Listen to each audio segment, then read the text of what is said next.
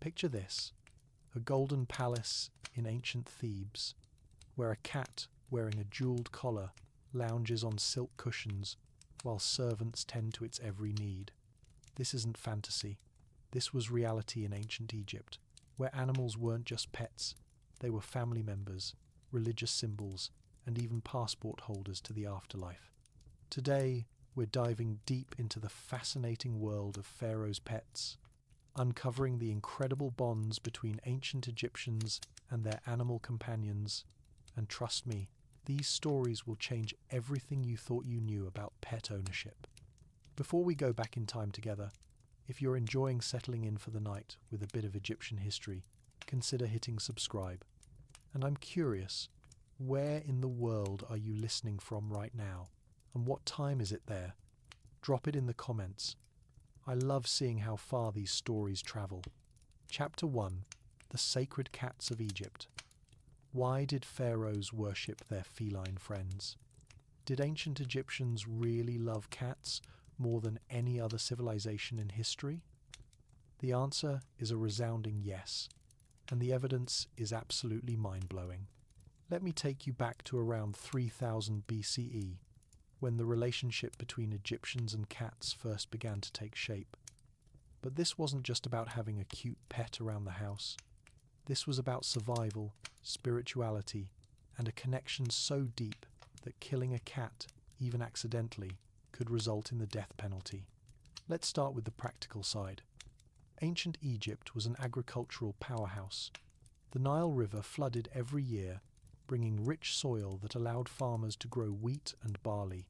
But with grain stores came a massive problem: rodents.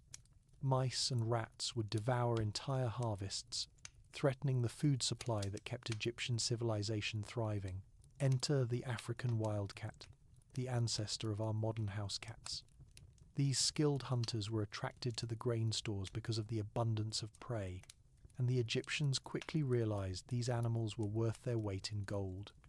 But here's where it gets interesting. The Egyptians didn't just appreciate cats for pest control, they elevated them to divine status. The goddess Bastet, originally depicted as a fierce lioness and later as a domestic cat, became one of the most important deities in the Egyptian pantheon. Bastet represented protection, fertility, and motherhood. Temples dedicated to Bastet, like the one in Bubastis, became major pilgrimage sites where thousands of Egyptians would travel to honor the cat goddess. Archaeological evidence shows us just how seriously Egyptians took their cats. In 1888, an Egyptian farmer discovered a tomb containing approximately 80,000 mummified cats near the city of Beni Hassan. Let that sink in for a moment. 80,000 cats carefully preserved for the afterlife. These weren't just stray cats, gathered up and mummified. Many showed signs of having been beloved pets, wearing leather collars and showing evidence of healed injuries that suggest they received medical care during their lives. The historian Herodotus, who visited Egypt around 450 BCE, documented something absolutely fascinating. He wrote that when a house cat died naturally, every member of the household would shave their eyebrows as a sign of mourning. The cat would be mummified and buried with ceremony and respect. Wealthy families would have elaborate cat coffins made from bronze or wood, often decorated with gold and precious stones. Some of these cat mummies were buried with mummified mice, presumably so the cat would have something to hunt in the afterlife. How's that for dedication to your pet? But let's talk about the royal cats, the actual pets of pharaohs.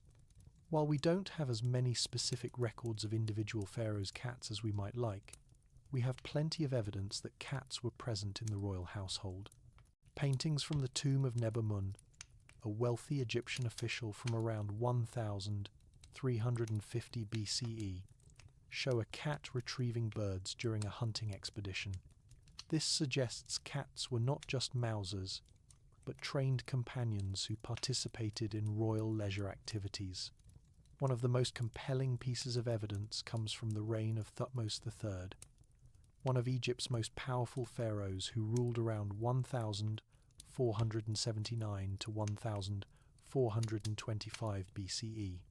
A limestone relief from his temple shows the pharaoh making offerings to the gods, and sitting beneath his chair is a cat, depicted with the same care and detail as the human figures. This wasn't just decoration. In Egyptian art, every element had meaning.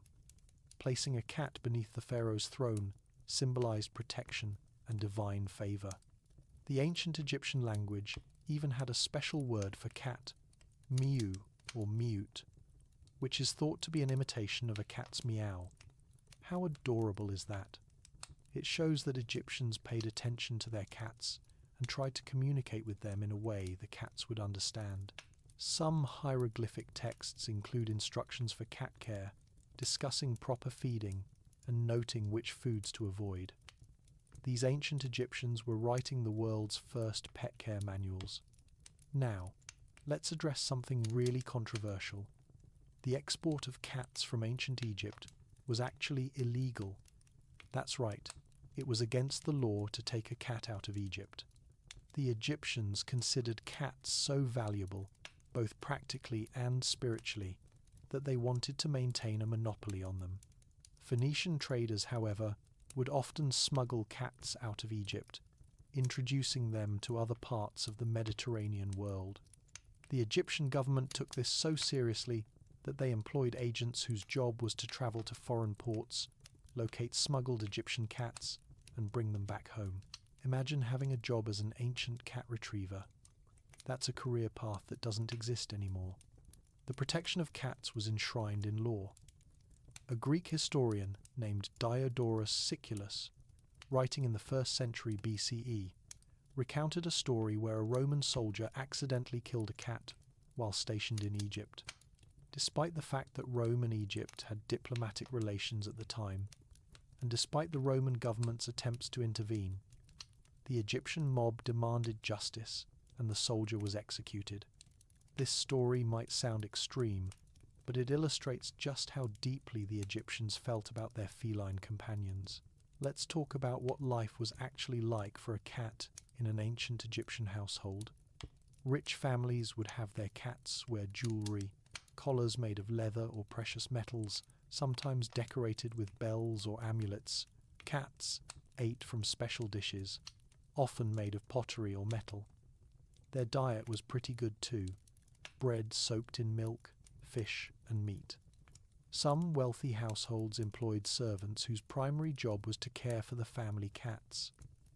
These early professional pet sitters would ensure the cats were fed, groomed and entertained. Medical care for cats was surprisingly advanced. The ancient Egyptian medical papyri, which are basically textbooks of medicine from thousands of years ago, include treatments for sick cats. One papyrus describes a treatment for a cat with a cold, recommending a mixture of herbs and honey.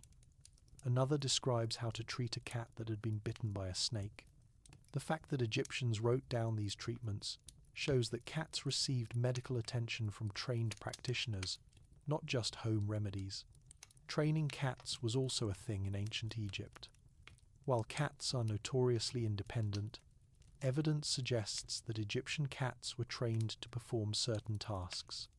Besides retrieving birds during hunts, some cats were apparently trained to sit still while their owners applied cosmetics or jewelry. Paintings show cats sitting calmly on their owners' laps during banquets, suggesting a level of socialization and training. The spiritual significance of cats extended beyond just Bastet worship. Cats were seen as protectors against evil spirits and bad luck. Families would keep cats in their homes believing they would ward off malevolent forces. This belief was so strong that cat amulets became extremely popular. People who couldn't afford to keep a live cat would wear a cat amulet for protection. These amulets have been found in tombs throughout Egypt, showing that people wanted that protection to continue into the afterlife. Interestingly, not all cats in Egypt were pets. Some were temple cats, living in the temples dedicated to Bastet and other deities. These cats were considered living embodiments of the goddess and were treated with extreme reverence. Priests would care for them, and pilgrims would bring offerings not just for the goddess, but for her earthly representatives, the cats. When these temple cats died, they were mummified with great ceremony and buried in special cemeteries associated with the temples. The mummification process for cats was similar to that for humans, though usually less elaborate. The cat's body would be dried with natron salt, wrapped in linen bandages, and placed in a coffin or sarcophagus. Some cat mummies have been found with facial features painted on their wrappings, giving them a lifelike appearance. The care taken in this process speaks volumes about how Egyptians viewed their cats, not as mere animals, but as beings worthy of the same respect given to humans. One particularly touching piece of evidence comes from ancient Egyptian letters. A letter from around 1900 BCE mentions a man asking his servant to make sure the household cat is well fed while he's away on business. Another letter from a later period includes a father scolding his son for not taking proper care of the family cat. These personal touches show that the love of cats wasn't just religious or practical, it was genuinely emotional. The economic value of cats was substantial too. A well-bred cat from a good mousing lineage could be quite expensive. There are records of cats being bought and sold, with prices varying based on the cat's age, health, and hunting ability. Some contracts from ancient Egypt include clauses about cats. For example, a house rental agreement might specify whether the tenant is allowed to keep cats on the property, or a divorce settlement might include provisions for who gets custody of the family cat. Chapter 2.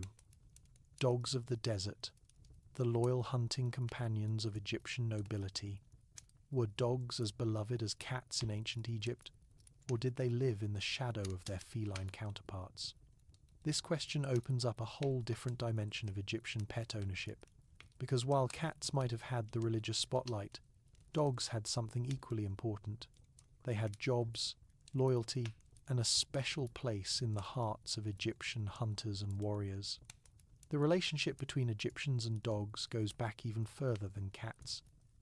Archaeological evidence suggests that dogs were domesticated in the Nile Valley as far back as 4000 BCE, possibly earlier. These weren't the dogs we know today.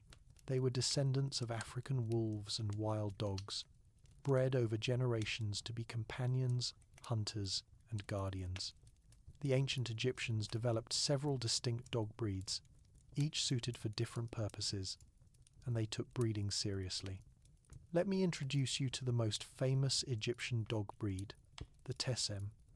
This was a lean, athletic dog with tall, pointed ears, a long snout, and a curled tail. Sound familiar?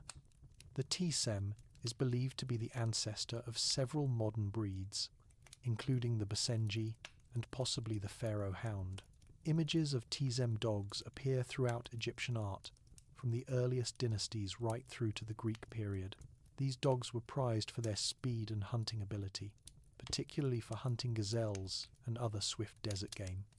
But the Tessem wasn't the only dog in ancient Egypt. There was also a heavier, more powerful breed that looked similar to modern mastiffs or bulldogs. These dogs were used as guard dogs and war dogs. Then there were smaller, compact dogs that resemble modern terriers. These were kept as companion animals and ratters. The Egyptians understood that different dogs had different strengths, and they bred accordingly. Unlike cats, which were protected by law across all social classes, dogs had a more stratified existence. Royal and noble families had purebred hunting dogs that lived lives of luxury. These elite dogs had names, wore collars, and were buried with honor when they died. Working dogs, those used by farmers and lower-class families for guarding or herding, had less prestigious lives, though evidence suggests they were still valued and cared for. One of the most touching examples of the Egyptian love for dogs comes from the tomb of Intef II, a pharaoh of the 11th dynasty who ruled around 2120 BCE. In his tomb, there's a limestone relief showing the pharaoh standing with 5 dogs, each dog named and depicted with individual characteristics. The dogs are called Abakeh, the hound, Partis Hemat, the lively one, Akhet, the horizon, Neb, the lord, and Kedmes, the speedy. Below each dog is a hieroglyphic inscription with their name. This isn't just a picture of dogs. This is a memorial to specific, individual animals that the pharaoh loved enough to commemorate for eternity. Think about what that means for a moment. A pharaoh, a living god in Egyptian belief, a ruler of one of the most powerful civilizations on earth, wanted his dogs remembered forever. He wanted future generations to know their names. That's not just owning pets, that's genuine love and companionship. Hunting scenes in Egyptian art frequently show dogs working alongside their owners. The typical hunting party would include the noble or pharaoh, several servants, and a pack of dogs. The dogs would flush out game, chase down fleeing animals, and retrieve killed birds or small game. Training these dogs was a serious undertaking. Evidence suggests that professional dog trainers existed in ancient Egypt, employed by wealthy households to ensure their hunting dogs performed perfectly. The training methods used were surprisingly sophisticated. Papyri fragments describe using rewards like meat and praise to train dogs, while avoiding harsh physical punishment.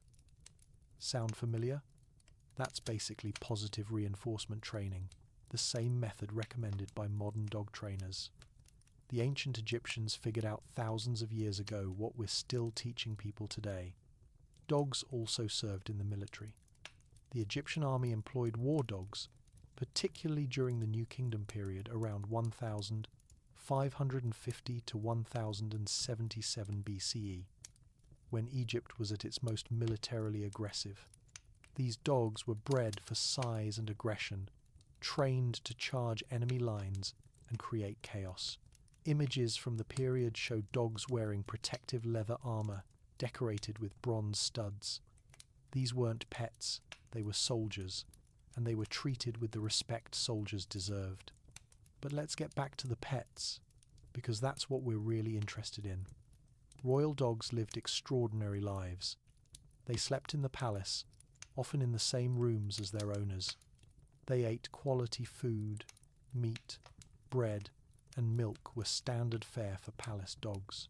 Some sources suggest that royal dogs had their own servants, people whose job was specifically to care for the pharaoh's dogs.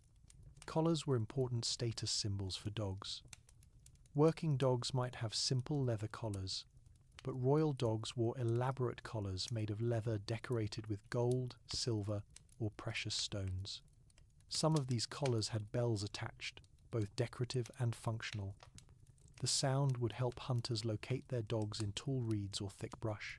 Museums today house several of these ancient dog collars, and they're beautiful pieces of craftsmanship. When beloved dogs died, they were mummified, just like cats. The process was similar, drying with natron, wrapping in linen, and burial in a special cemetery or tomb. Dog mummies have been found throughout Egypt, though in smaller numbers than cat mummies.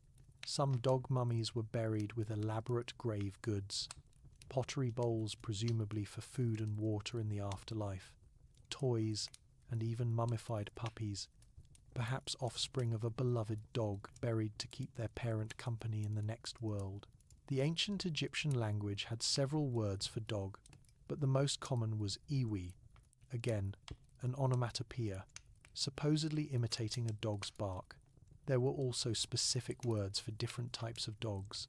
Hunting dogs, guard dogs, and lap dogs all had distinct terms.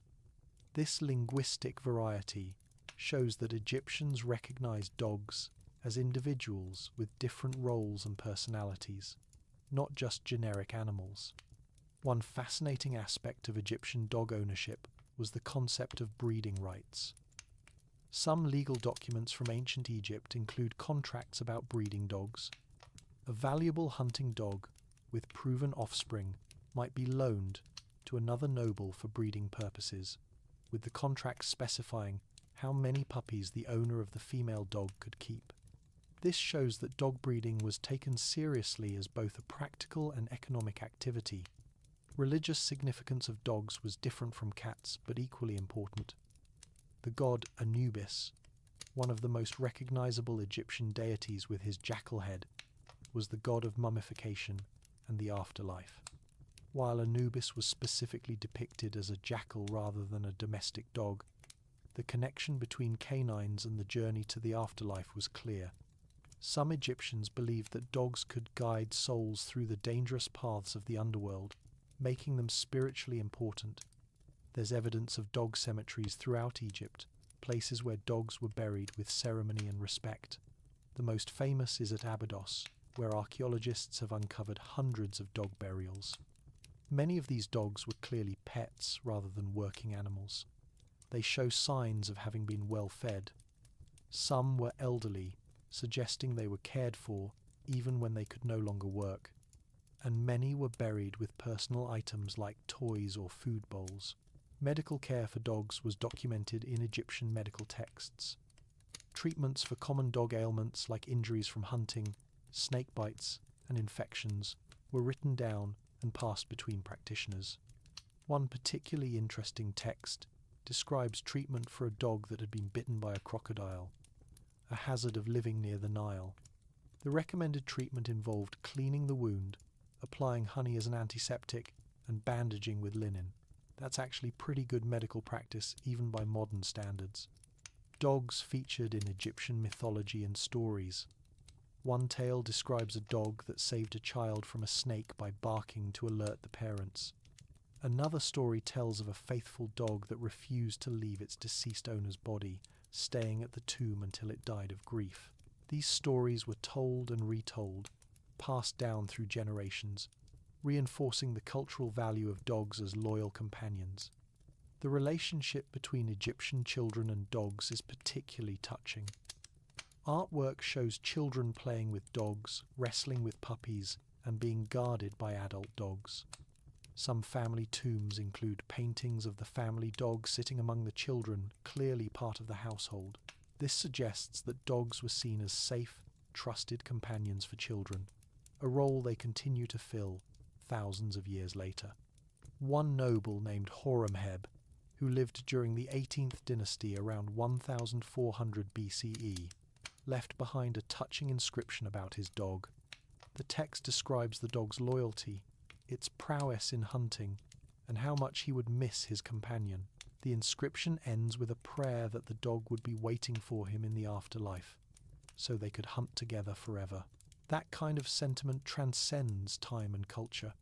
It's the same thing any dog lover today might feel. Chapter 3. Exotic Pets of Power. When pharaohs kept lions, monkeys, and hippos. Did pharaohs really keep dangerous wild animals as pets, or is that just Hollywood fantasy? The truth is even more incredible than movies could portray, because ancient Egyptian rulers didn't just keep exotic animals, they paraded them as symbols of power, tamed them as displays of divine authority, and in some cases, genuinely bonded with creatures that could kill them with one swipe of a paw. Let's start with the most dramatic example, lions. Ancient Egypt was home to wild lions, particularly in the desert regions and the delta. These weren't the animals we see on African safaris today. They were a subspecific variety that has since gone extinct. Egyptian lions were somewhat smaller than their sub-Saharan cousins, but no less dangerous. And yet, pharaohs kept them as pets. The most famous example comes from Ramesses II, arguably the most powerful pharaoh in Egyptian history, who ruled for an incredible 66 years from 1279 to 1213 BCE. Historical records and artwork from his reign show that Ramesses II kept a tame lion that accompanied him into battle. This wasn't metaphorical. This was an actual lion that rode in a chariot and fought alongside Egyptian soldiers. The lion's name was recorded as Slayer of his enemies. And yes, that's the actual name. Can you imagine the psychological impact on enemy soldiers when they saw a pharaoh charging into battle with a lion at his side. But Ramesses wasn't the only pharaoh with a pet lion. Amenhotep III, who ruled about 100 years before Ramesses II, was so proud of his lion hunting that he created commemorative scarabs, carved stone beetles, that recorded his kills. One of these scarabs states that in the first 10 years of his reign, he killed 102 lions with his own bow. But here's the interesting part. Temple reliefs from his reign also show the pharaoh with a tame lion walking beside him on a leash. This suggests that while hunting wild lions was a royal sport, keeping a tamed lion was a status symbol. How did they tame lions? We don't have detailed training manuals, but archaeological evidence and ancient texts give us clues. Lions were apparently taken as cubs, probably after their mother was killed during a hunt. These cubs would be raised in the palace, hand-fed by servants, and gradually accustomed to human presence. The process would have been dangerous and not always successful, but when it worked, it created a powerful bond. Lions raised from cubhood can form attachments to their human caregivers, though they never truly become domestic animals. The care required for a pet lion was substantial. They needed large quantities of meat daily.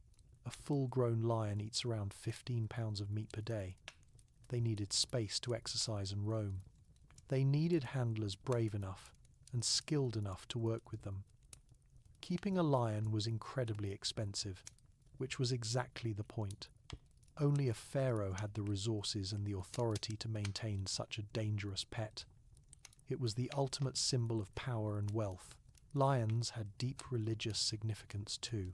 The goddess Sekhmet, one of the fiercest deities in the Egyptian pantheon, was depicted as a lioness. She represented the destructive power of the sun and was both feared and revered. By keeping a lion, a pharaoh was essentially keeping a living manifestation of divine power. It sent a message: I am so powerful that even the gods' sacred animals obey me. Now let's talk about monkeys and baboons, because these were perhaps the most common exotic pets among the Egyptian elite. Several species of monkeys and baboons lived in ancient Egypt and neighbouring regions, including the Hamadryas baboon, the olive baboon, and various species of monkeys from further south in Africa. Baboons held special religious significance. The god Thoth, associated with wisdom, writing, and the moon, was sometimes depicted as a baboon. Real baboons were kept in temples as sacred animals, but they were also popular as pets among nobles and wealthy families. Unlike lions, baboons were more manageable, still wild and potentially dangerous, but small enough that they could be controlled. Evidence of pet monkeys and baboons shows up throughout Egyptian art. Paintings from the tombs of nobles frequently show baboons or monkeys sitting under chairs, being hand-fed by servants, or playing with children.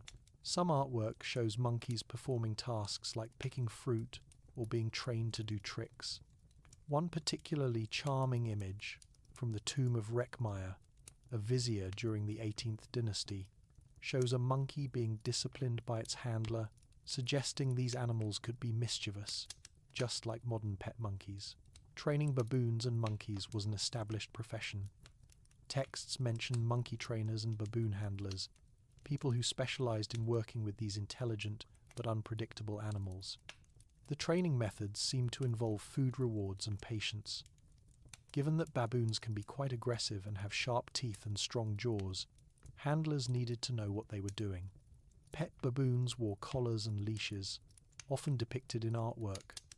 Some nobles had their favorite baboons painted into their tomb decorations, suggesting genuine affection for these animals. There's even evidence that baboons were mummified and buried with their owners, though this was less common than with cats and dogs.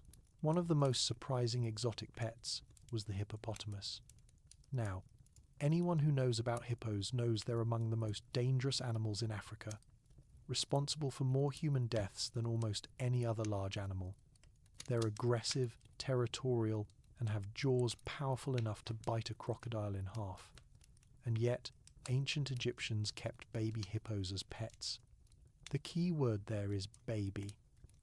Evidence suggests that hippo calves, orphaned or captured young, were sometimes kept as pets by extremely wealthy individuals.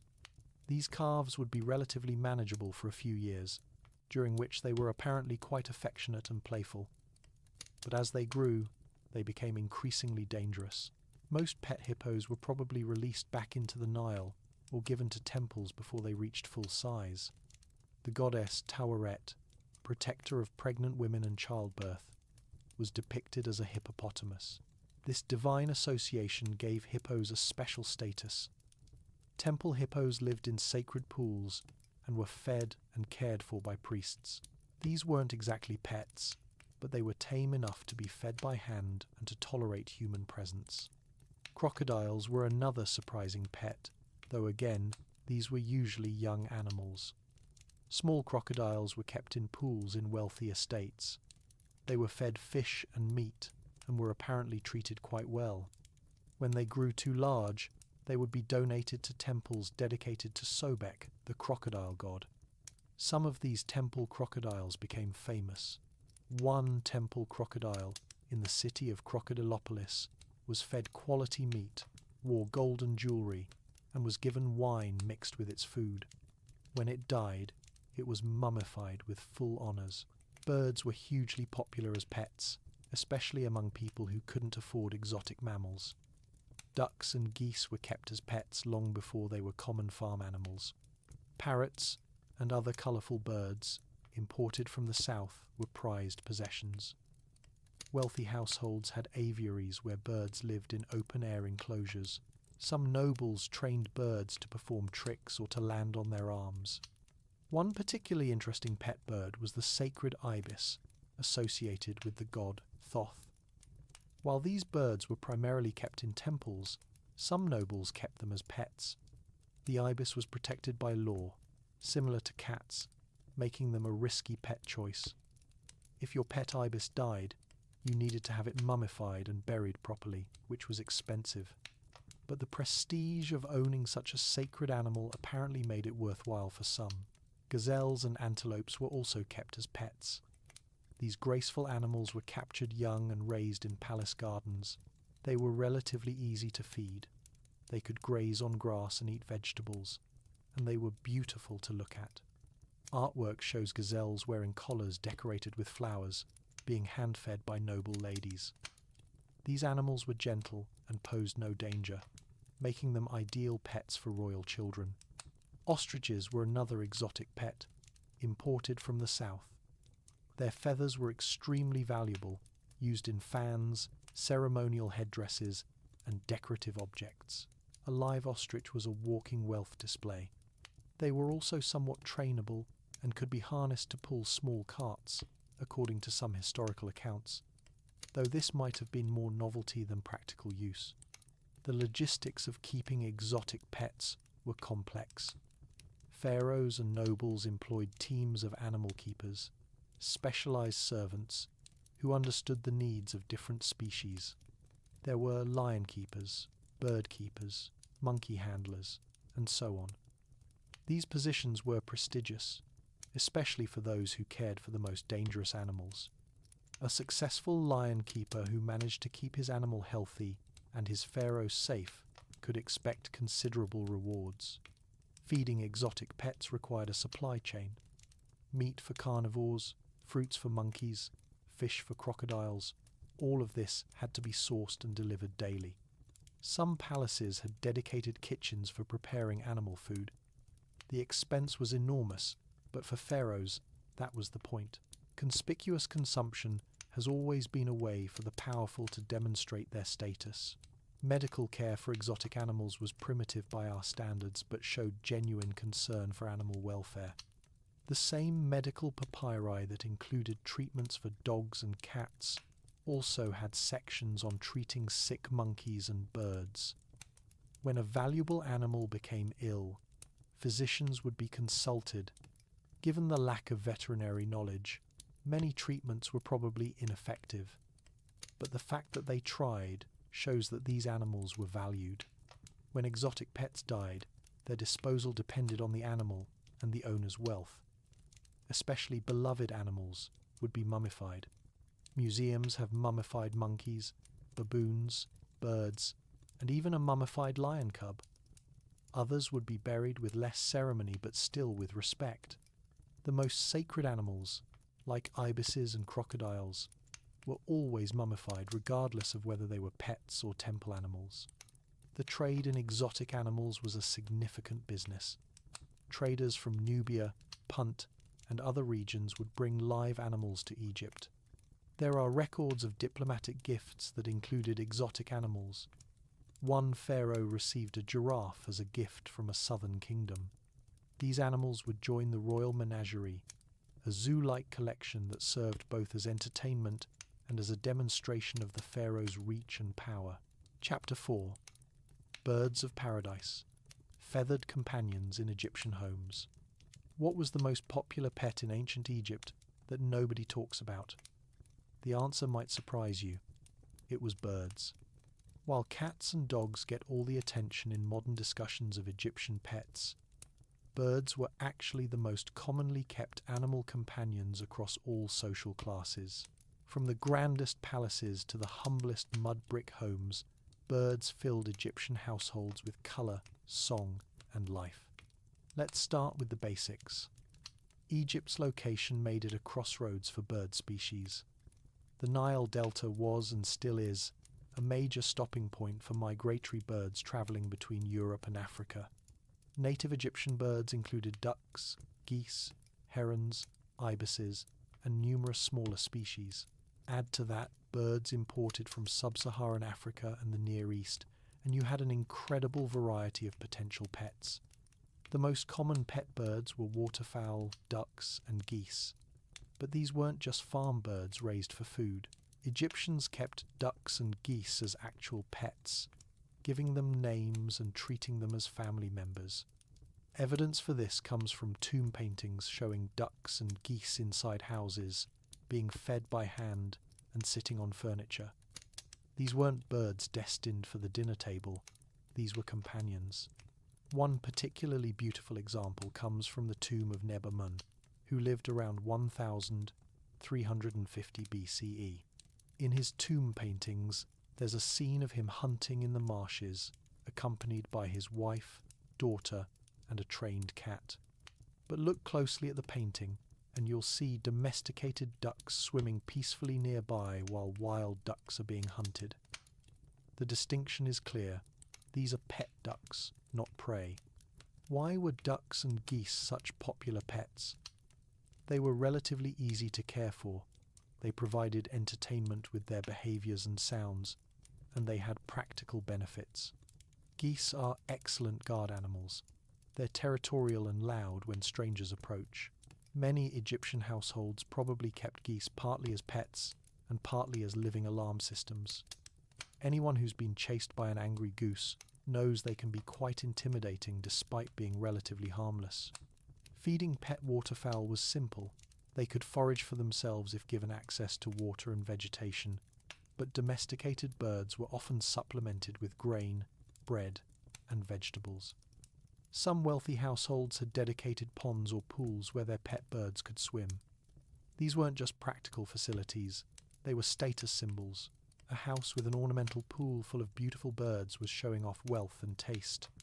Now, let's talk about the really exotic birds, parrots, parakeets, and other colourful species imported from tropical regions. These birds were expensive and rare, making them ultimate luxury pets. The ancient Egyptian name for these birds roughly translates to birds of beautiful colours, or sometimes birds that speak, suggesting they kept species capable of mimicking human speech. Parrots came primarily from regions further south in Africa, or from trade routes that brought them from even more distant lands. A parrot was worth a small fortune. Some records suggest a good parrot could cost as much as a slave. This wasn't a pet for everyone. This was a pet for the super elite, and they were treasured accordingly. Caring for tropical birds in Egypt's climate was relatively easy for the heat and sun requirements, but diet was trickier. Parrots need a varied diet of fruits, nuts, and seeds. Wealthy bird owners would have servants dedicated to sourcing appropriate food. Some households grew specific plants just to feed their exotic birds. The effort and expense were substantial, but so was the payoff in prestige and enjoyment. Evidence suggests that Egyptians trained their parrots. While we don't have detailed training manuals, artwork shows birds perched on people's fingers or shoulders, suggesting they were tame and handled regularly. Some hieroglyphic texts mention birds that speak words, which could only refer to parrots or similar species capable of mimicking human speech.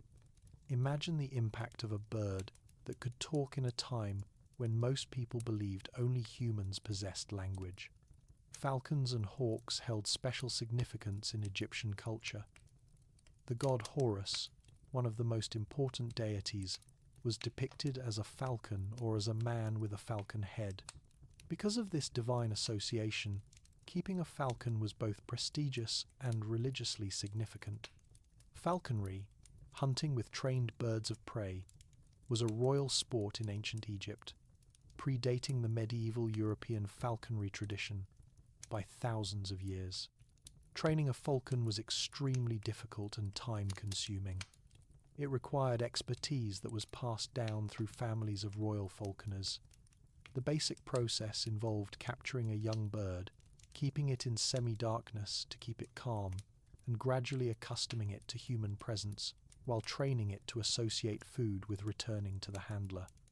Egyptian falconers used techniques remarkably similar to those still used by modern falconers. Royal falcons wore elaborate leather hoods, decorated with gold and jewels. They perched on special stands covered in soft leather or cloth. They were fed premium meat, no scraps for a royal falcon. When they died, some were mummified and buried with considerable ceremony.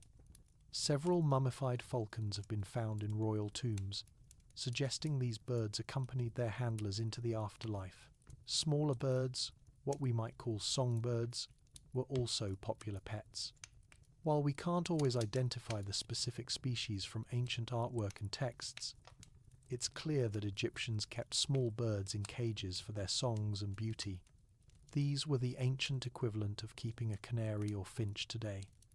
Evidence of bird cages appears in archaeological sites, small wickerwork or wooden structures designed to house birds safely. The housing for pet birds varied by species and owner wealth. Waterfowl might have outdoor pools or pens. Smaller birds would be kept in cages or aviaries. The wealthiest households had elaborate aviaries, large enclosed spaces, where birds could fly relatively freely while still being contained. These aviaries would be planted with trees and shrubs, creating miniature ecosystems. The most elaborate aviaries were architectural features, designed to be beautiful spaces where owners could walk among their birds. Birds featured prominently in Egyptian art and literature, often with affectionate or respectful tones. Love poetry from ancient Egypt sometimes compared a beloved person to a beautiful bird. One famous poem describes a woman as beautiful as a goose, which sounds strange to us, but was high praise in Egyptian culture, where geese were considered elegant and desirable. Religious attitudes toward birds were complex. While some species, like the ibis and falcon, were sacred and protected, others could be hunted and eaten freely. This created interesting situations where similar-looking birds had completely different statuses. An ibis in your home was a blessed creature requiring careful respect. A similar wading bird of a different species might be dinner. Egyptians had to know their birds. The sacred ibis deserves special attention. This distinctive black and white bird, with its curved beak, was associated with Thoth, the god of wisdom and writing. Thousands of ibises were kept in temples, particularly at Hermopolis, Thoth's cult center. But ibises were also kept as pets by those who could afford the religious obligations. Because ibises were sacred, a pet ibis that died required proper mummification and burial. This was expensive, but for the devout and wealthy, it was worth it to have a living representative of Thoth in their home. The scale of ibis veneration was enormous.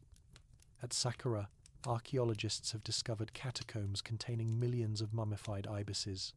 Millions. This wasn't just from temple birds. This was from centuries of people dedicating ibis mummies as offerings to Thoth. Some were wild birds, but many showed signs of having been raised in captivity. There was apparently a large-scale industry breeding ibises specifically for mummification. It's dark when you think about it, but it shows how important these birds were to Egyptian religion and culture. Pigeons and doves were kept both as pets and as message carriers. While we don't have conclusive evidence of a formal pigeon post system like in later civilizations, references in texts suggest that pigeons were used to carry messages over short distances. They were also kept simply for their cooing sounds and gentle nature. Dovecotes, structures designed to house pigeons, have been found at archaeological sites, some quite elaborate. Feeding birds was sometimes a communal activity. Texts describe children scattering grain for pet birds, and artwork shows families together feeding their birds. This suggests birds were seen as family pets, not just possessions of one individual. The daily ritual of feeding birds would have been a bonding activity, much like walking a dog today. Breeding pet birds was definitely practiced, though we don't know if Egyptians understood genetics or if they bred birds selectively for specific traits. What we do know is that some households were famous for their birds. A noble with a particularly beautiful flock of ducks or a rare breeding pair of parrots would gain prestige. Sometimes birds were given as gifts between nobles or included in dowries. Medical care for birds was limited but did exist. The medical papyri include some treatments for sick birds, mostly focused on digestive issues and injuries. Given the limited understanding of bird physiology, many birds probably died from treatable conditions, but the fact that treatments were written down shows that people cared enough about their birds to seek help when they were sick. The sound of birds was part of daily life in ancient Egypt. Imagine walking through a wealthy neighborhood in ancient Thebes. You'd hear the honking of pet geese, the quacking of ducks from ornamental pools, the calls of exotic parrots, and the songs of countless smaller birds. Homes were filled with natural music. In a world without recorded sound, keeping birds was a way to ensure your environment was always filled with pleasant sounds. Birds also served as status symbols in subtle ways. A woman attending a banquet might bring her pet parrot on her shoulder. A nobleman might have his trained falcon accompany him to public events. These weren't just pets. They were accessories, conversation starters, and demonstrations of wealth and taste. The right bird could elevate your social standing. Chapter 5. The Afterlife Awaits. How Egyptians prepared their pets for eternity. What did ancient Egyptians believe happened to their pets after death? And why did they go to such extreme lengths to prepare them for the afterlife? This question takes us into one of the most touching and elaborate aspects of Egyptian pet ownership, the belief that the bond between human and animal was so strong it would continue forever in the next world. To understand Egyptian attitudes toward pet death, we first need to understand their beliefs about the afterlife. Ancient Egyptians believed that death wasn't an ending but a transformation. The deceased would journey through the dangerous underworld, undergo judgment before the gods, and if found worthy, enter the field of reeds, a paradise that was essentially a perfected version of earthly life. Everything good about your life on earth would continue forever in this paradise. Now, here's the key point. If paradise was a perfected version of earthly life, then it included your pets. Your hunting dog would be there, ready for eternal hunts. Your cat would be there, lounging in the eternal sunshine. Your pet goose would be there, swimming in crystal clear waters. The Egyptians didn't just hope their pets would be in the afterlife. They took practical steps to ensure it. The most obvious step was mummification. When a beloved pet died, wealthy owners would have the animal mummified, preserving its body so it could be resurrected in the afterlife. The process varied depending on the animal's size and the owner's wealth, but the basic principles were similar to human mummification. For cats and small dogs, the process typically took about 40 days. The animal's body would be delivered to professional mummifiers who specialized in animals. First, the internal organs would be removed through small incisions. The body cavity would be packed with natron, a naturally occurring salt mixture that drew out all moisture. After the drying process was complete, the body would be washed, rubbed with oils and resins, and wrapped in linen bandages. The wrapping process was important. Some pet mummies show elaborate wrapping patterns with the linen arranged in geometric designs. Wealthier pet owners might request that small amulets be wrapped with the body, protective symbols that would help the animal in the afterlife. Some pet mummies had their features moulded in the wrapping, creating a linen sculpture that showed the animal's face, ears, and even paws. Coffins for pets ranged from simple to spectacular. Basic pet mummies might be wrapped in plain linen and placed in a simple wooden box. But the pets of pharaohs and nobles got elaborate coffins made of carved and painted wood, or even bronze. These coffins were works of art, decorated with images of the pet, hieroglyphic prayers and spells, and scenes showing the animal in the afterlife. One of the most beautiful examples is a cat coffin from around 600 BCE, currently in the British Museum. It's made of bronze, shaped like a seated cat, with gold leaf details and inlaid eyes. Inside was the mummified body of a cat, wrapped with small amulets. The level of craftsmanship and the valuable materials used show this was an extremely beloved pet whose owner spared no expense. But mummification was just the beginning. The animal needed to be properly buried, and burial practices varied depending on the animal and the owner's resources. The simplest burials involved placing the mummified pet in a small tomb or in a pet cemetery. More elaborate burials included the pet in the owner's tomb, ensuring they would be together forever. Archaeological evidence shows several different burial patterns. Some tombs have separate chambers or niches, specifically for pets. Others show pets buried at the feet of their owners or under the floor of the tomb. In some cases, pets were buried near the tomb entrance, as if guarding their owner in death as they had in life. Grave goods for pets were common. Just as humans were buried with items they would need in the afterlife, pets were buried with their necessities. Dogs were buried with food, bowls, and bones. Cats were buried with toys and sometimes with mummified mice or birds, because obviously a cat would want to hunt in the afterlife. Birds were buried with food, dishes, and sometimes with grain. The religious texts included spells and prayers specifically for animals.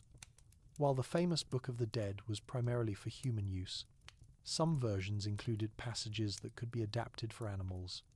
These spells would help the animal navigate the underworld, protect it from dangers, and ensure it reached paradise safely. One particularly touching practice was the creation of substitute animals. If a beloved pet died and the owner couldn't afford full mummification, or if the body was too damaged to preserve, a statue or figure of the animal might be created and buried instead. These substitutes ranged from simple clay figurines to elaborate stone sculptures. The belief was that the statue, when properly blessed and prepared, could serve as a body for the pet's spirit in the afterlife. Funeral ceremonies for pets existed, though we don't have detailed descriptions.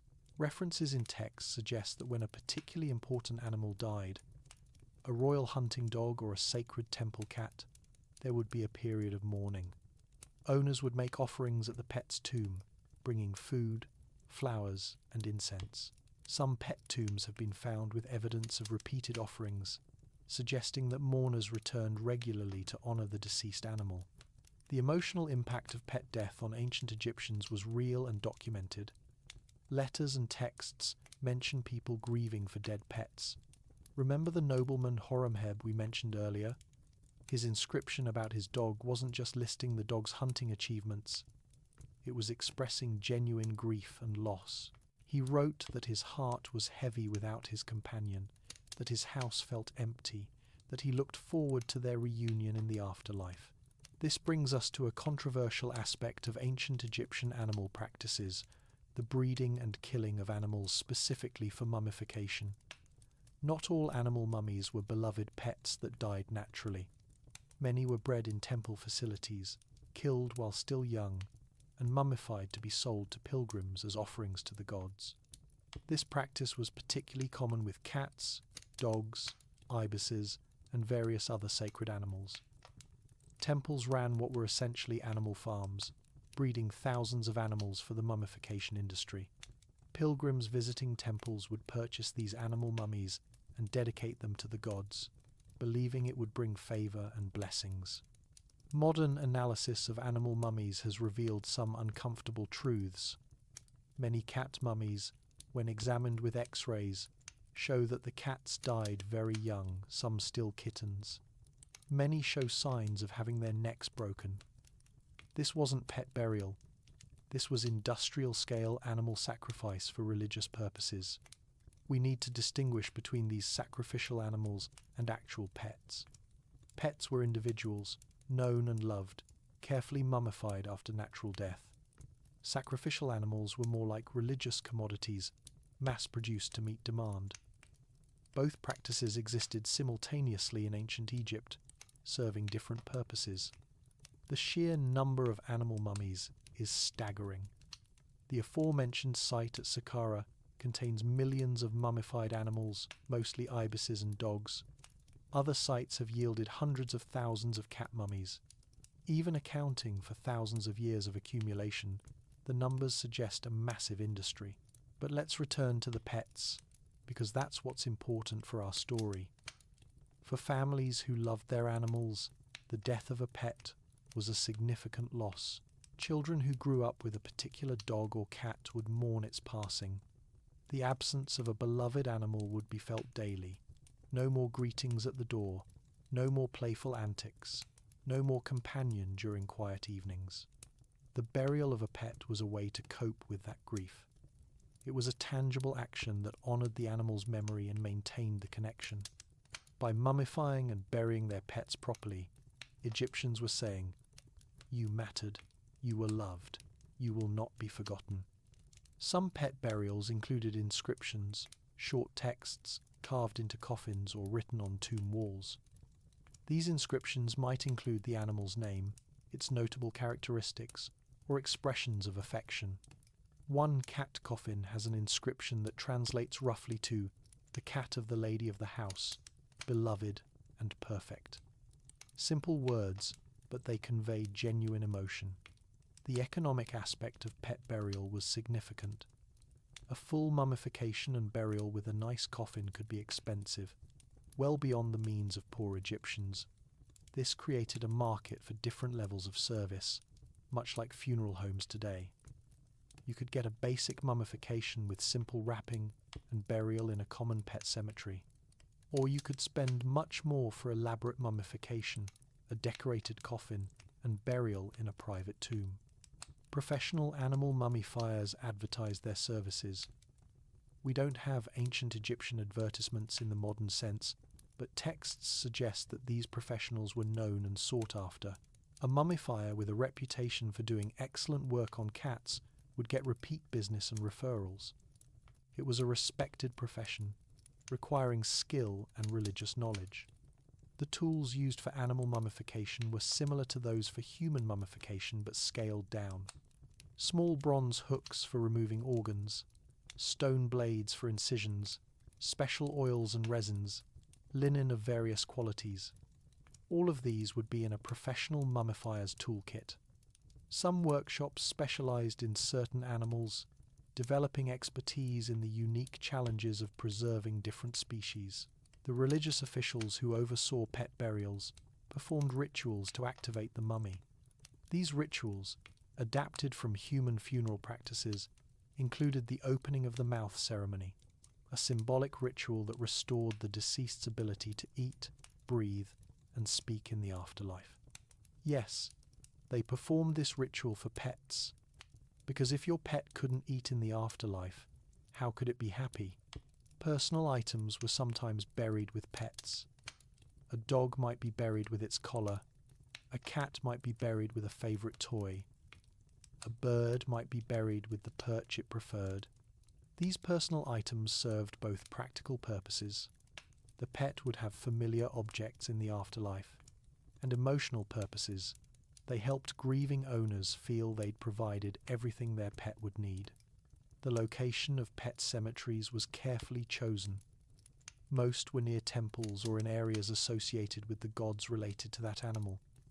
Cat cemeteries were often near temples of Bastet. Dog cemeteries might be near temples of Anubis. This geographical connection to the divine reinforced the spiritual aspects of pet burial. Some wealthy Egyptians arranged for their pets' burials in advance, much like pre-planning a funeral today. They would commission coffins, arrange for tomb space, and even set aside funds to ensure proper burial. This advanced planning shows the importance placed on ensuring beloved pets received appropriate treatment after death. The grief process for losing a pet included periods of mourning, as we mentioned with the shaving of eyebrows for cats. But mourning practices varied by animal and family. Some families might hold a feast in honor of a deceased pet, sharing memories and stories. Others might make offerings at the pet's tomb on significant dates, the anniversary of the pet's death, or on religious festivals. Chapter 6. From Wild to Mild: The Secret Training Methods of Ancient Egyptian Animal Handlers. How did ancient Egyptians train dangerous wild animals to be docile pets and reliable workers? This question leads us into one of the most sophisticated aspects of Egyptian animal keeping: a developed understanding of animal behavior and training methods that were, in many ways, surprisingly modern. The Egyptians didn't have our scientific understanding of animal psychology, but they had something equally valuable: thousands of years of accumulated practical experience. Knowledge about animal training was passed down through families and guilds of professional animal handlers. These weren't just servants who fed animals. These were skilled professionals who understood animal behavior at a deep, intuitive level. Let's start with the training of hunting dogs, which is well documented in Egyptian art and texts.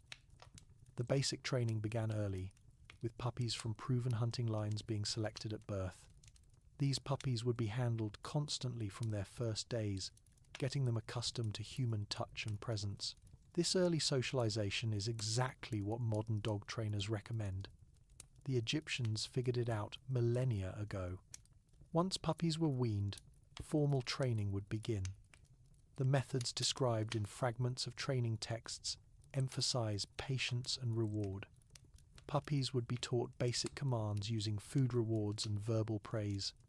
The Egyptian word used for praise in training contexts roughly translates to good or excellent.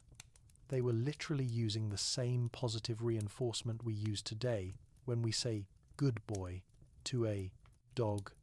Training would progress in stages. First, basic obedience, sitting, staying, coming when called. Then, introduction to hunting scenarios. Young dogs would accompany experienced hunting dogs on actual hunts, learning by observation and imitation.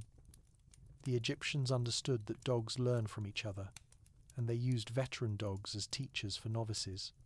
Specialized training for different hunting roles came next. Some dogs were trained to flush out game from reeds and brush. Others were trained to chase and catch fleeing animals. Still others were trained to retrieve downed birds from water. Each role required different skills and different training approaches. The Egyptians had essentially developed specialized working dog breeds with specialized training programs, something we think of as modern, but clearly isn't. The training of cats was more limited because of cats' independent nature, but it definitely happened. Evidence suggests cats were trained to retrieve birds during marsh hunting, as shown in tomb paintings. How do you train a cat to retrieve? The Egyptians likely used food rewards and repetitive practice. The training probably started with play. Kittens naturally chase moving objects. This play instinct would be shaped and directed toward retrieving game birds. Some texts mention training cats to tolerate being handled for grooming and jewelry. Given that tomb paintings show cats wearing elaborate collars and sometimes other adornments, training cats to accept this handling would be necessary. The method likely involved gradual desensitization, slowly getting cats accustomed to being touched and adorned, always with food rewards and patience. Training exotic animals like monkeys and baboons required different approaches. Primates are intelligent but can be aggressive and unpredictable. Egyptian monkey trainers used a combination of food rewards, voice commands, and physical tools like sticks or staffs to guide behavior. Some artwork shows trainers with long sticks, not used to hit the animals but to direct their movement from a safe distance. The training of baboons is specifically mentioned in some texts. Baboons were trained to pick fruit from tall trees, essentially serving as living fruit harvesters. The training process involved teaching the baboon to climb a tree on command, select ripe fruit, and bring it down to the handler.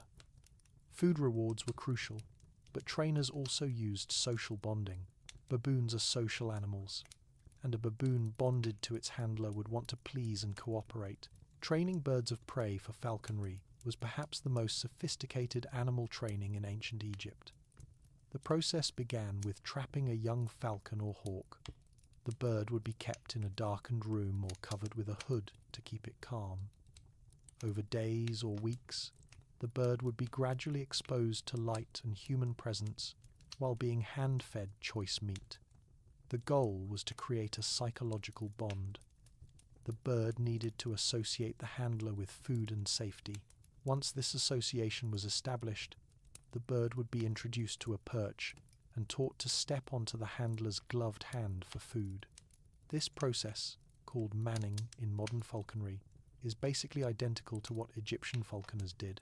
Next came training the recall, teaching the bird to fly to the handler's hand from increasing distances. This was done using a long line called a creance, which prevented the bird from flying away during training. The bird would be placed at a short distance, the handler would whistle or call, and the bird would fly to the hand for a food reward.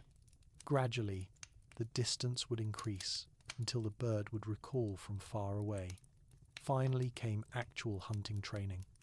The bird would be introduced to prey, first dead prey to practice with, then live prey in controlled situations, and eventually real hunts in the field.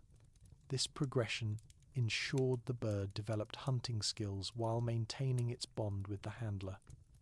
A properly trained falcon represented years of patient work. The Egyptians understood something that modern animal behaviorists have proven.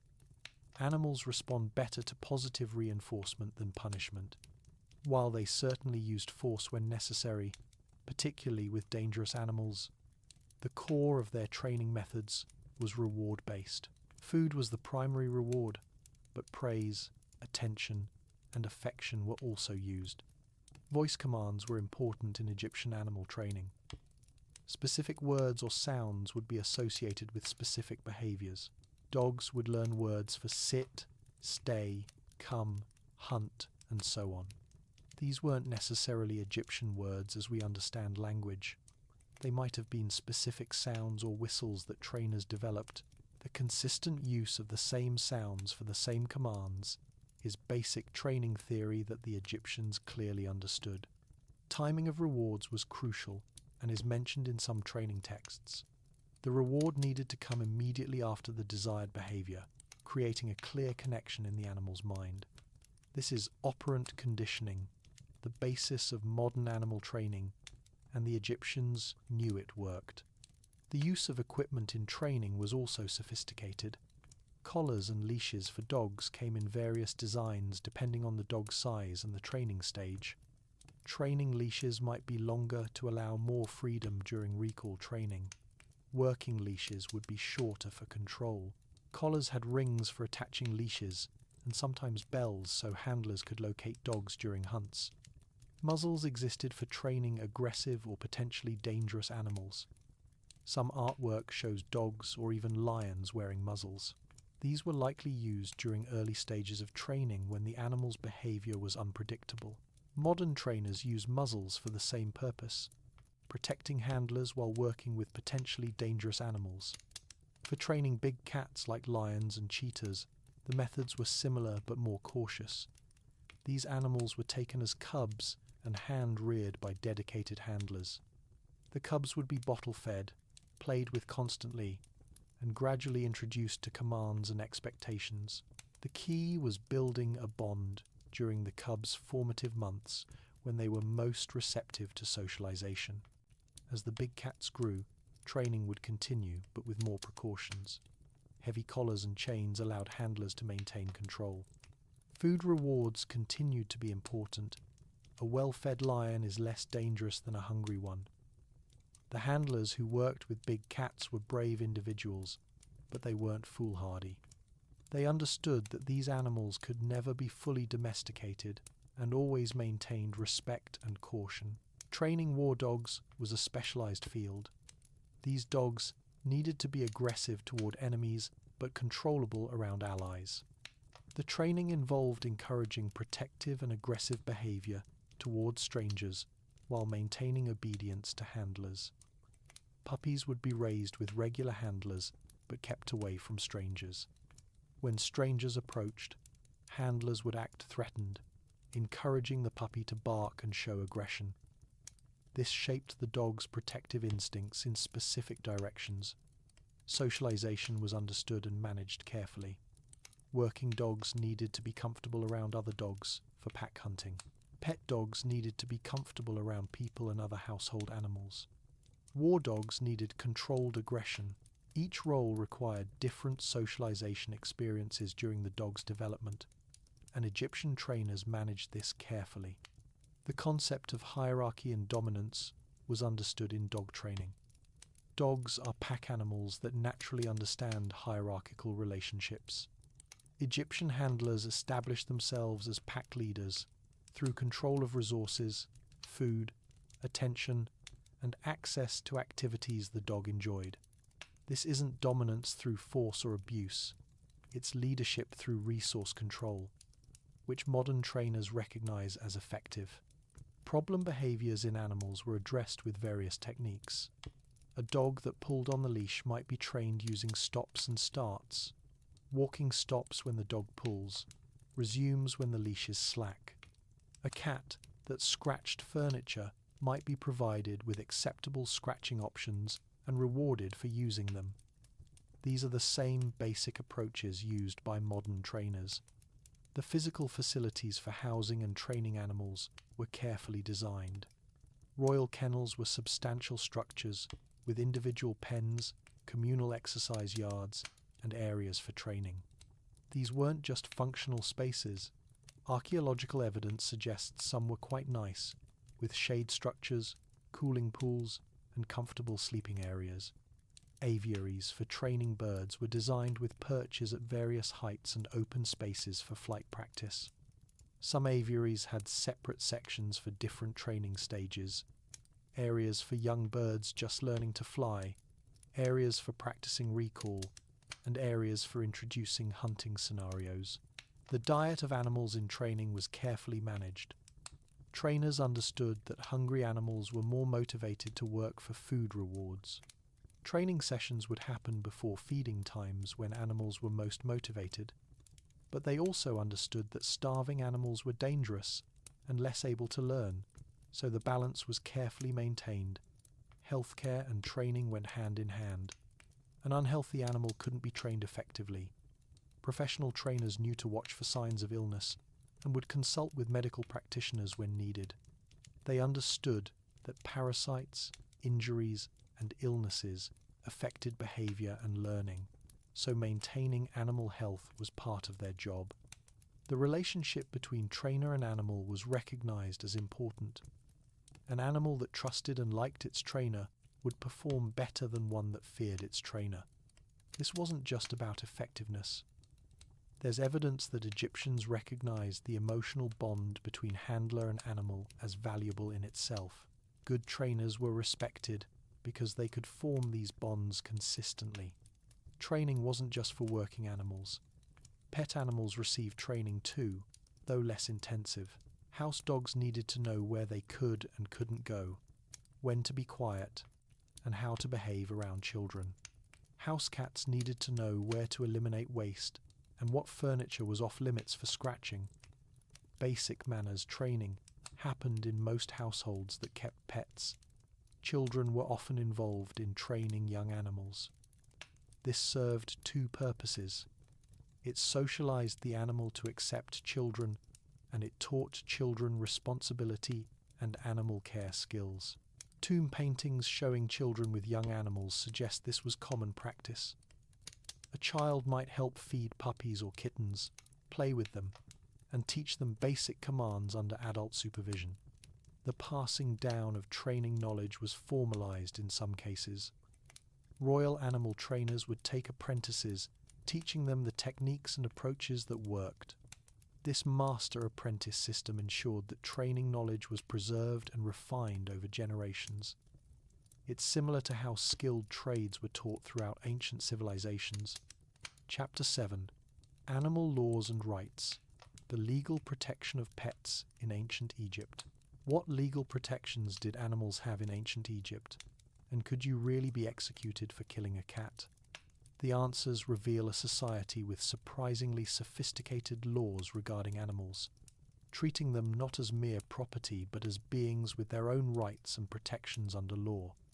Let's start with the most famous animal protection law, the prohibition against killing cats. This law was real and was enforced seriously.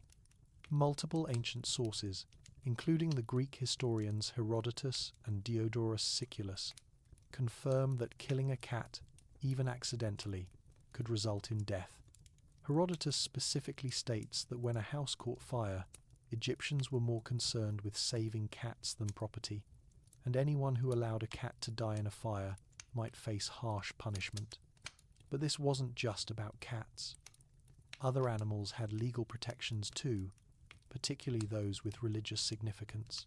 Killing an ibis, a falcon, or a crocodile in areas where they were sacred could also result in severe punishment. The specific penalties varied depending on the animal, the circumstances, and the period of Egyptian history. But the principle was consistent. Sacred animals were protected by law. The laws distinguished between different types of killing. Accidentally killing a sacred animal was still a crime but might result in a fine or corporal punishment rather than death.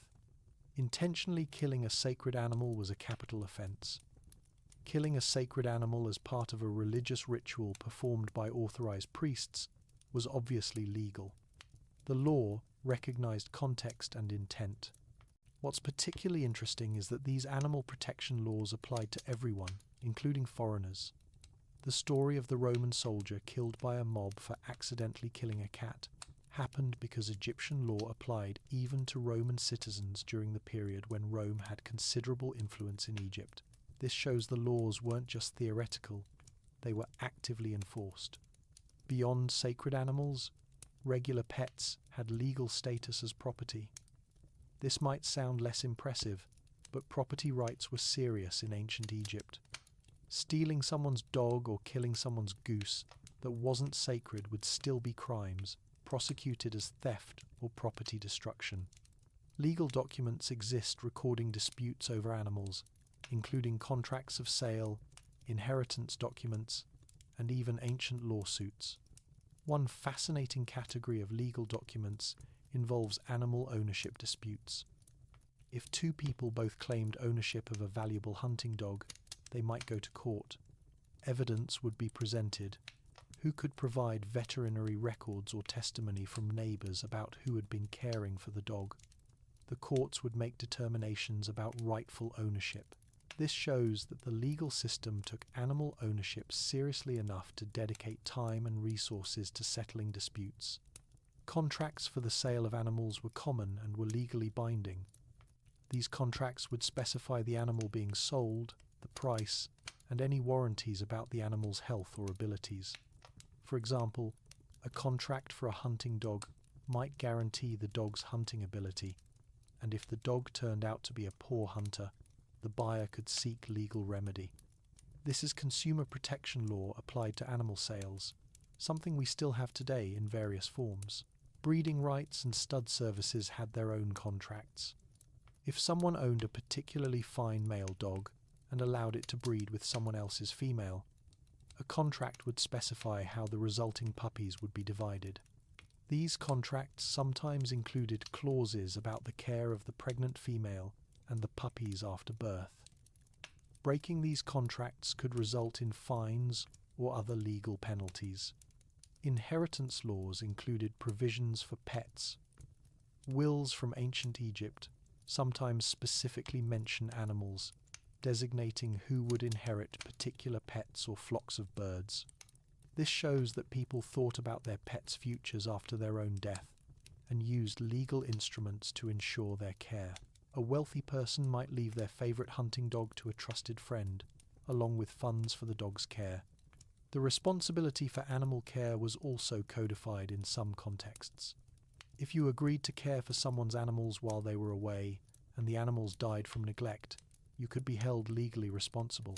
This principle appears in several surviving legal documents. You couldn't just agree to watch someone's cat, let it starve, and face no consequences. The law protected animals even from negligent caretakers. Animal-related crimes extended beyond killing. Stealing animals was theft, and penalties varied by the animal's value. Stealing a sacred temple cat would be both theft and a religious crime, potentially resulting in very harsh punishment. Stealing a farmer's goat would be simple theft, punishable by fine or forced labor. The legal system had gradations of seriousness. Mistreatment of animals could also result in legal consequences, though the evidence for this is less clear than for killing. Some texts suggest that someone who habitually beat or neglected animals could face community censure or potentially legal action, particularly if the animals were valuable or if the mistreatment was severe. The exact mechanisms aren't clear, but the principle that mistreating animals was wrong appears in various ethical and legal texts. Working animals had some protections regarding their treatment. While we wouldn't call these animal welfare laws in the modern sense, there were expectations about how working animals should be treated. An overseer who worked animals to death or who beat them excessively might be disciplined.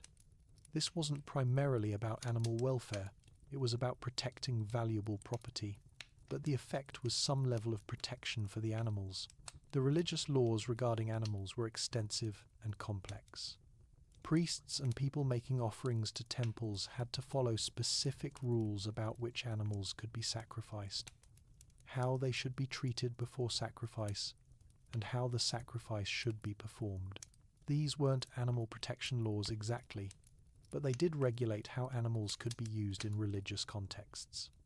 The prohibition on exporting cats and other sacred animals was a trade law with enforcement mechanisms. Officials at ports had the authority to search ships for smuggled cats. If cats were found, they would be confiscated and returned to Egypt, and the smugglers would face punishment. This law apparently existed for centuries, though enforcement probably varied depending on the period and the specific officials involved.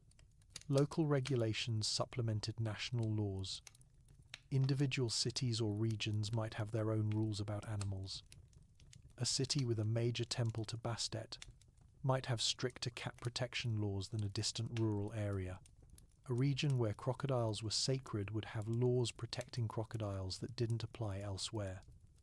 This system of local variation allowed for regional religious differences while maintaining some national standards. The enforcement of animal laws varied by period and place. During periods of strong central government, laws were probably enforced more consistently.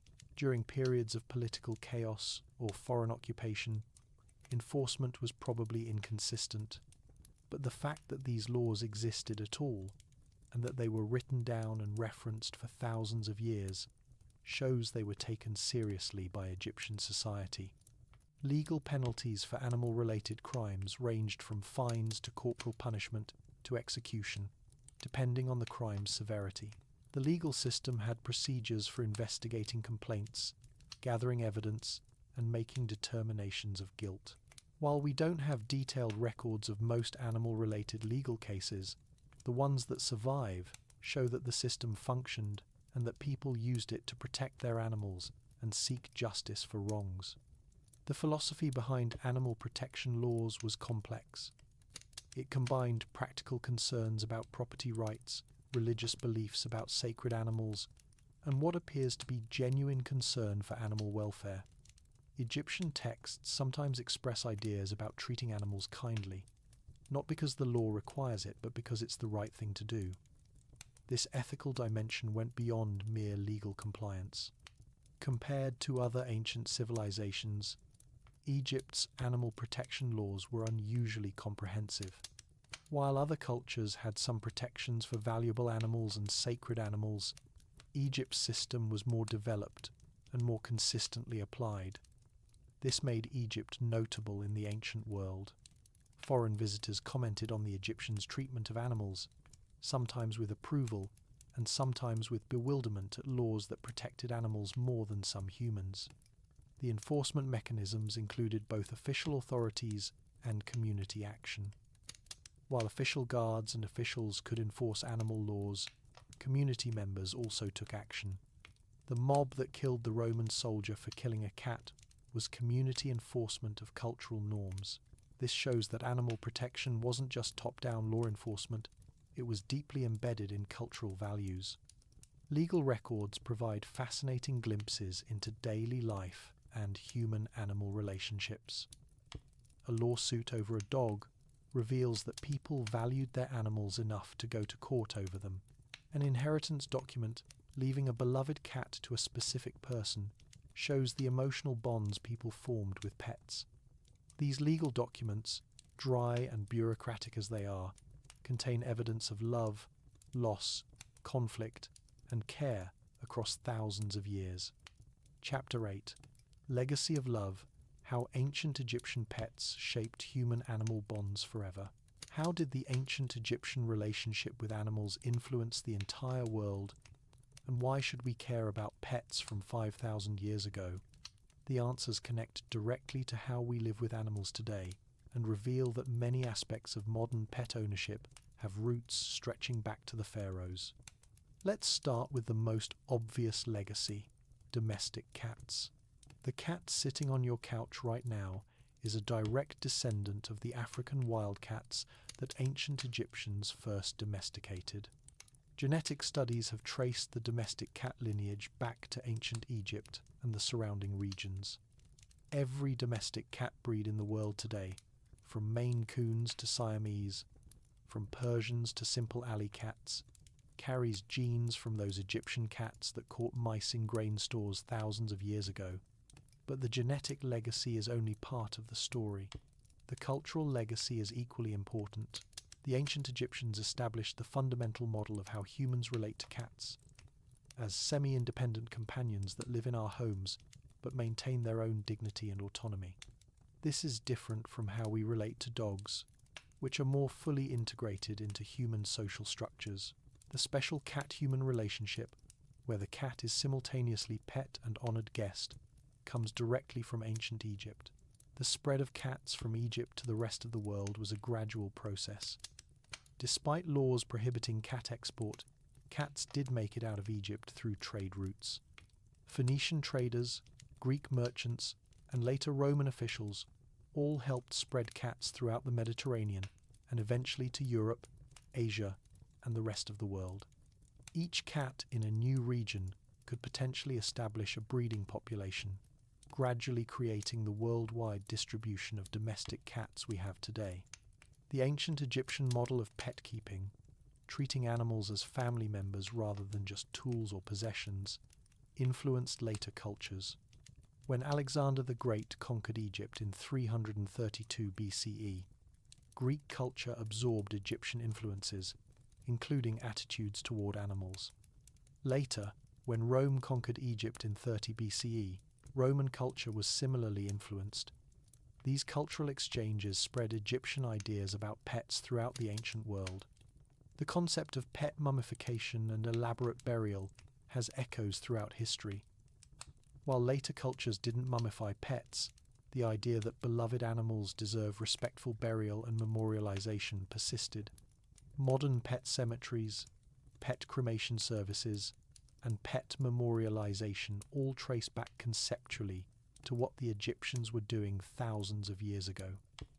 We're following patterns they established. The legal protection of animals also has Egyptian roots. While modern animal welfare laws developed through different paths in different countries, the principle that animals deserve legal protection from cruelty and that killing certain animals should be illegal has ancient Egyptian precedent. The Egyptians showed that a society could codify animal protection into law and enforce it seriously. The specialized breeding of dogs for different purposes, hunting, guarding, companionship, was practiced and refined in ancient Egypt. While dog domestication happened earlier in other places, the Egyptians developed some of the first recognizable dog breeds with consistent characteristics. The concept of a breed as a line of dogs bred for specific traits and purposes is something the Egyptians worked with and passed on to subsequent cultures. The economic value of pet-related industries also has ancient roots. The ancient Egyptian economy included professional animal trainers, mummifiers who specialized in animals, manufacturers of pet coffins and grave goods, and traders in exotic animals. These were legitimate industries that provided livelihoods for many people. Today, the global pet industry is worth over $200 billion annually. That massive modern industry has its conceptual origins in ancient Egypt's pet economy. The emotional bond between humans and animals, which we might think of as universal, was explicitly recognized and valued in ancient Egypt in ways that weren't necessarily true in all ancient cultures. Some ancient societies viewed animals purely as tools, food sources, or dangers. Egypt's model of animals as companions, friends, and family members was distinctive and influential. Artistic representations of pets in Egyptian art set standards that persisted in Western art for centuries.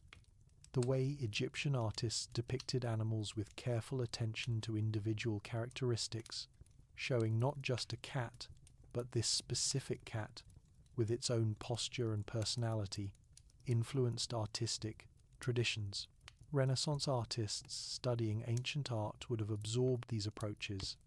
The religious and spiritual significance of animals in Egyptian culture influenced other religious traditions, while Judaism, Christianity, and Islam developed their own theological approaches to animals.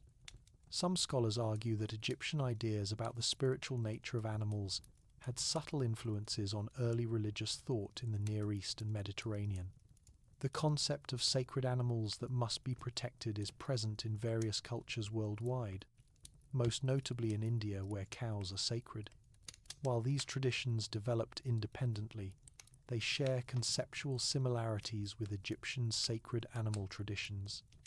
The idea that certain animals embody divine presence and therefore deserve special treatment and protection is a pattern seen across cultures, refined and exemplified in ancient Egypt. The practice of keeping exotic animals as status symbols also has Egyptian precedent. Throughout history, powerful people have kept exotic animals. Medieval kings with menageries, modern wealthy individuals with exotic pets. Even modern zoos began partly as royal collections of exotic animals. This pattern of the powerful displaying exotic animals traces back to pharaohs with their lions and monkeys. Modern veterinary medicine doesn't directly descend from ancient Egyptian animal medicine, but the principle that animals deserve medical care when sick or injured was established and practiced in ancient Egypt. The Egyptian medical papyri that included treatments for animals showed that animal health was a legitimate subject for medical practitioners. This principle, refined and developed over millennia, underlies modern veterinary medicine. The archaeological study of ancient Egyptian animal remains has contributed significantly to our understanding of animal domestication, breeding, and evolution. Mummified animals provide excellent preserved specimens that scientists can study. DNA extracted from ancient Egyptian cat mummies has helped geneticists trace the evolution of domestic cats. Studies of dog mummies have revealed information about ancient dog breeds. These mummies are scientific resources that continue to yield information thousands of years after creation. The concept of pet ownership as we understand it today, an animal that lives in your home, receives care and affection, and is considered part of the family, is essentially the model established by ancient Egyptians. While humans have lived with animals for tens of thousands of years, the specific relationship we call pet ownership was defined and demonstrated in ancient Egypt. Modern debates about animal rights and animal welfare have ancient Egyptian precedents.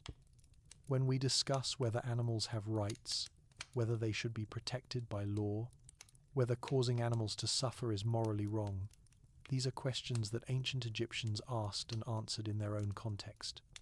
We're continuing conversations they started. The Egyptian model also includes negative aspects we should acknowledge. The industrial-scale breeding and killing of animals for mummification was animal exploitation, whatever religious justifications were offered. Modern industrial animal agriculture has disturbing parallels. The keeping of wild animals as pets by Egyptian elites relates to modern problems with exotic pet trade and private ownership of dangerous animals. Looking at Egyptian practices helps us recognize that some things humans have done for thousands of years aren't necessarily right or good. The educational value of studying ancient Egyptian pets is significant. When we teach children about ancient Egypt, including information about their pets makes history more relatable and engaging. Kids who might not care about political structures or trade routes get excited about ancient Egyptian cats and dogs. This engagement with history through the lens of human-animal relationships is valuable for education. Museums displaying ancient Egyptian collections now regularly include information about pets and animal mummies. These exhibits are consistently popular with visitors because they tap into universal human experiences: love for pets, grief at their loss, the joy of companionship with animals. A person looking at a 3,000-year-old cat mummy can feel a connection across that vast span of time because they understand what it means to love a cat. The literary and cultural references to ancient Egyptian cats and animals are extensive in modern media. Movies, books, and TV shows frequently reference Egyptian cats, sometimes accurately and sometimes fancifully. This keeps ancient Egypt alive in popular culture. Even inaccurate portrayals spark interest that might lead people to learn more about actual history. The tourism industry in Egypt benefits from people's interest in ancient Egyptian civilization, including the animal aspects. Visitors want to see cat mummies, animal cemeteries, and artworks depicting ancient pets. This tourism brings revenue to Egypt and creates jobs for guides, museum workers, and hospitality staff.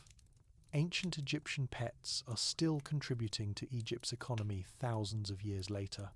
Conservation efforts for some animal species connect to ancient Egyptian traditions. The ibis, sacred to ancient Egyptians, has declined in many areas and is the subject of conservation efforts. The connection to ancient Egypt helps generate interest and support for protecting these birds. Similarly, efforts to understand and protect African wild cats, the ancestors of domestic cats, are informed by the historical importance of cats in Egypt. The breeding of modern dog breeds sometimes references ancient Egyptian dogs.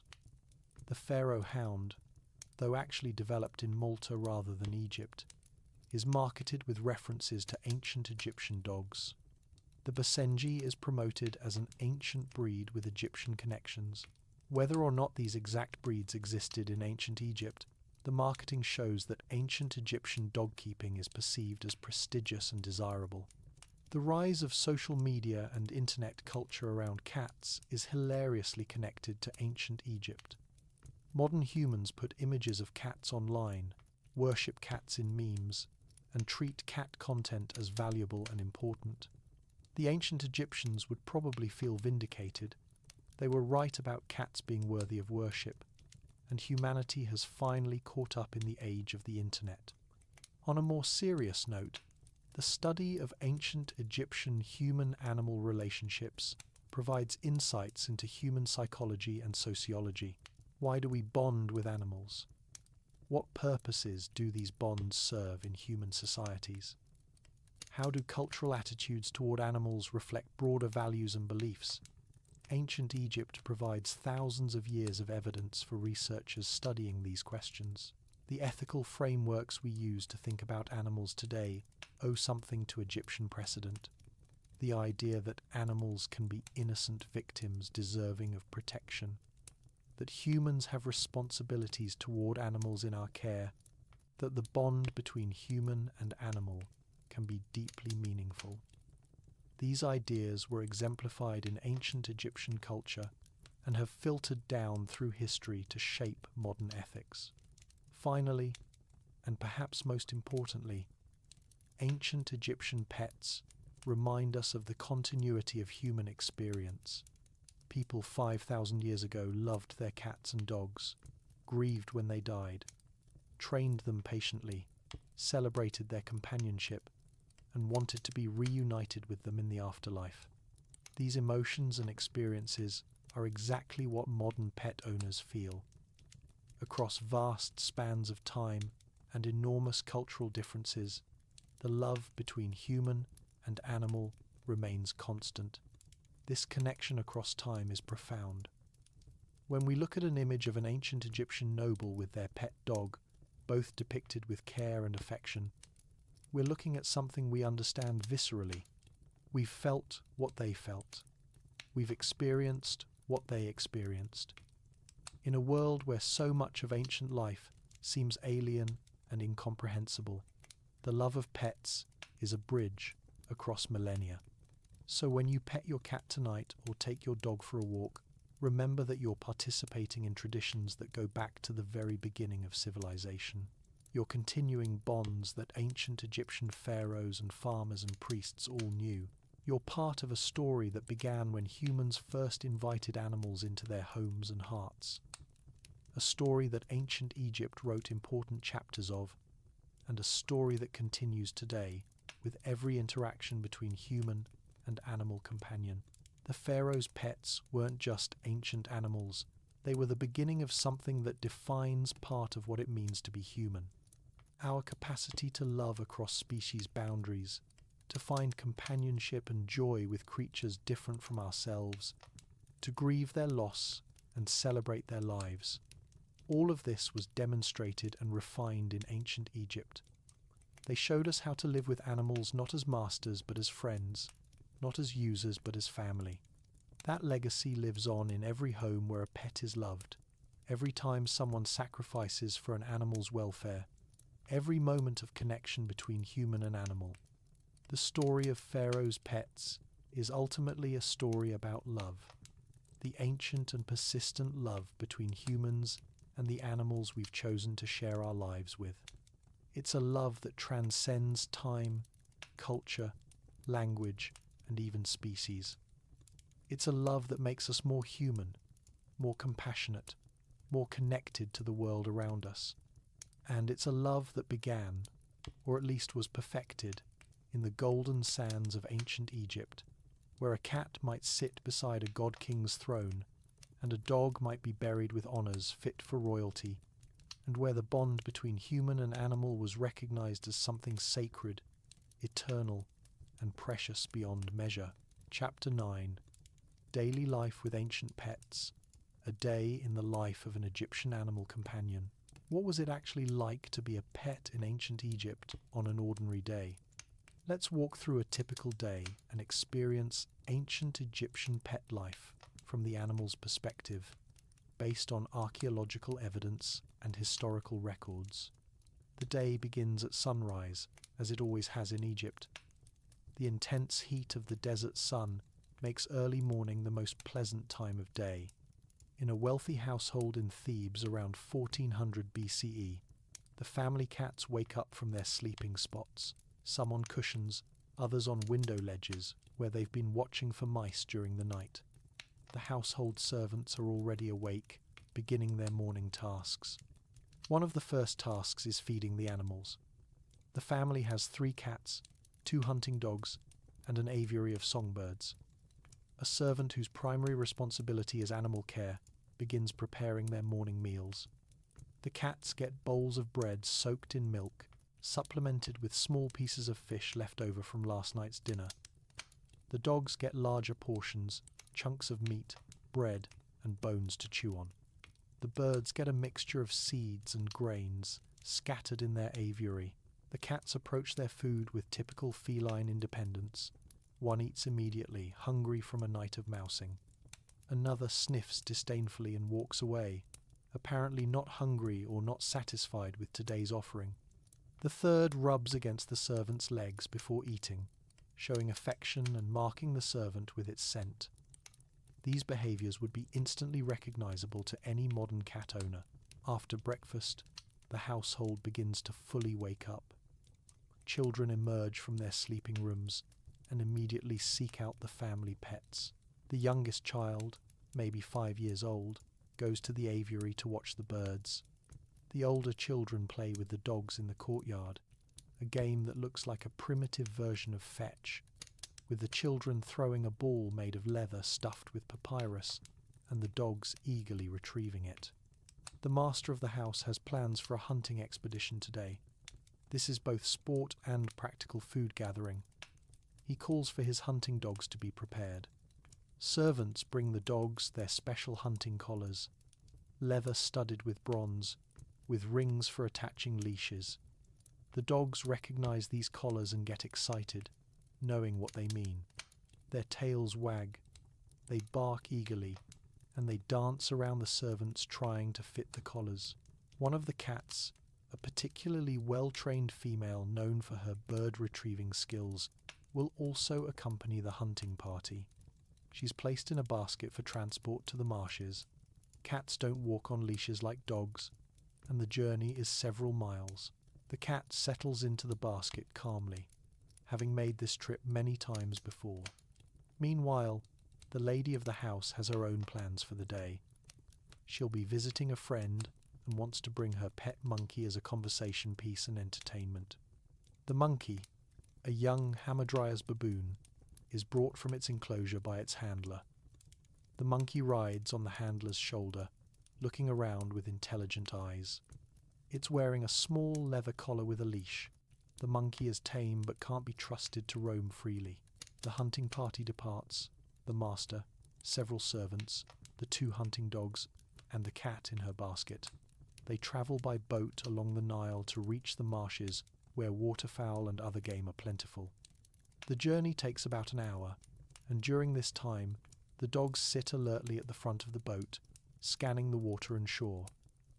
The cat dozes in her basket, conserving energy for the hunt ahead.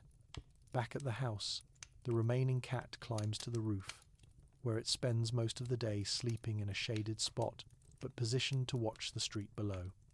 The third cat has decided today is a hunting day, and stalks through the garden, looking for lizards, beetles, and any unwary birds. The servants leave the cat alone. This is what cats do, and besides, keeping the garden free of pests is valuable. The lady of the house departs for her visit with her monkey and its handler. As she walks through the streets of Thebes, people notice the monkey. It's an unusual pet, expensive and exotic. Some people stop to look, and the lady enjoys the attention. The monkey performs a few tricks it's been trained to do, standing on its hind legs, clapping its hands, and reaching out to take food gently from offered hands. The handler closely supervises all interactions. At the marsh, the hunting party has begun their work. The master stands in the boat with his throwing stick, a curved wooden weapon similar to a boomerang. Servants use poles to disturb the reeds, flushing out birds. When a flock of ducks takes flight, the master throws his stick with practiced skill. One duck falls into the water. Immediately, the cat is released from her basket. She dives into the water.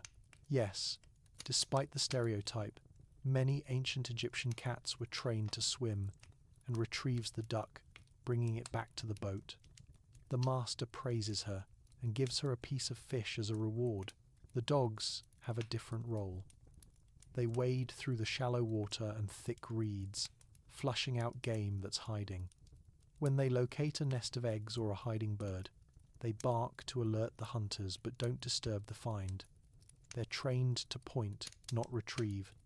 When larger game like a gazelle is spotted in the distance, the dogs give chase, their speed and endurance pushing the animal toward where hunters wait with bows. By midday, the hunt is successful. Several ducks, a goose, and some smaller birds have been caught. The hunting party stops for a meal. The dogs are fed portions of bread and meat, and they drink eagerly from the marsh water.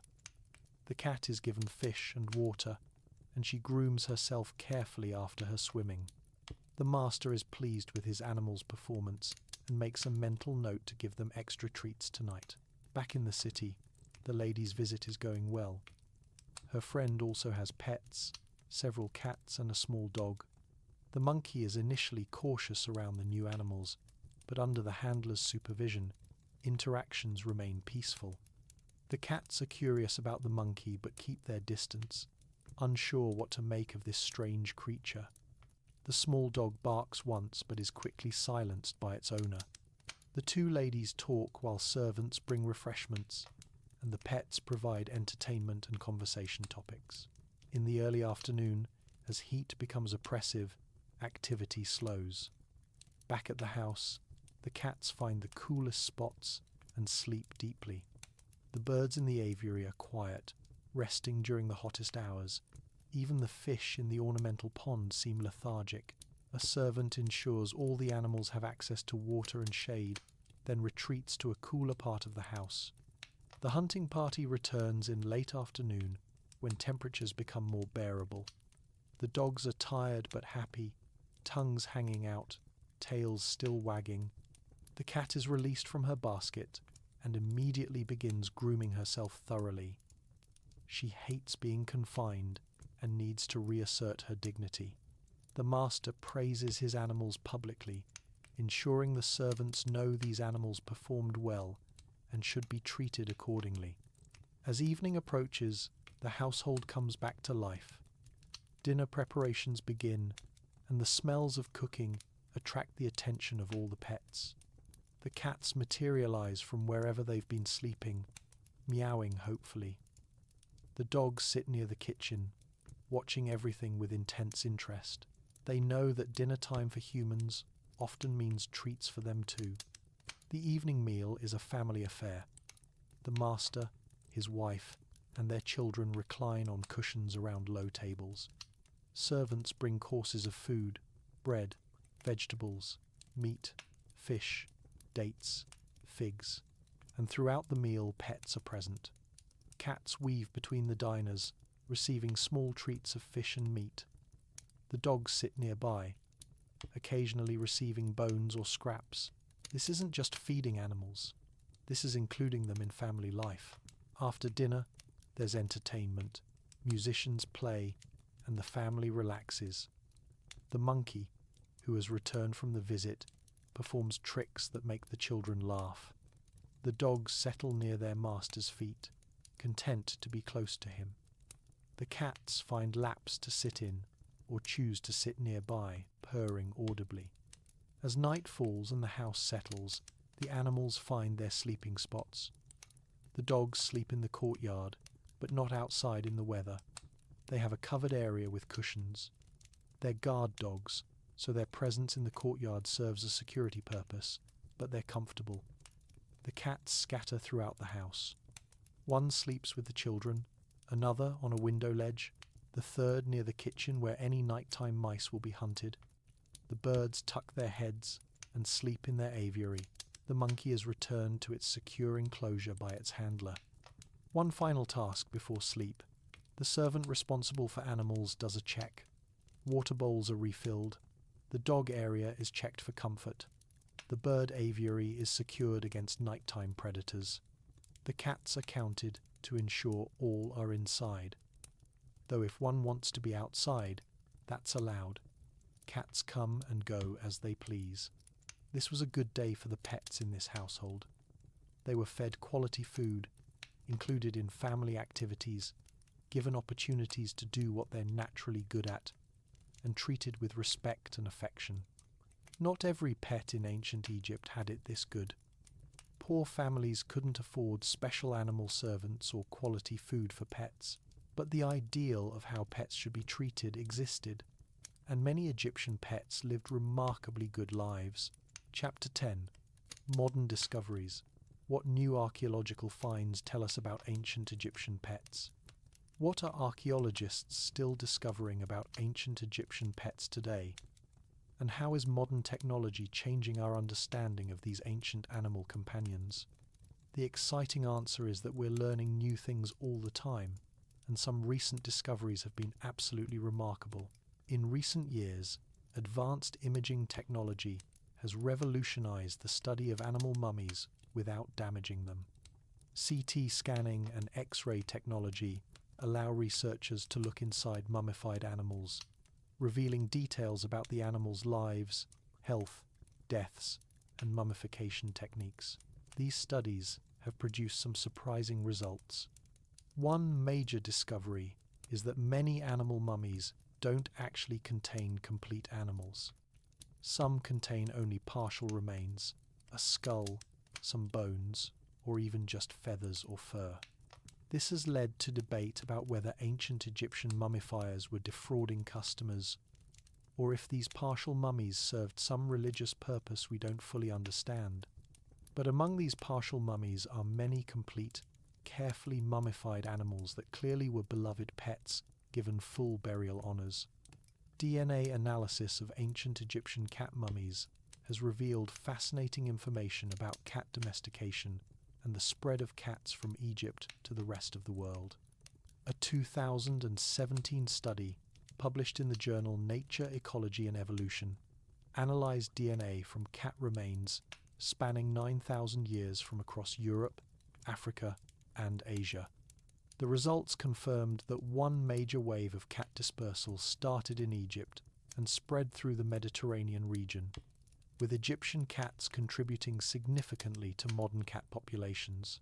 This DNA research also revealed that ancient Egyptian cats had genetic markers associated with tameness and docility.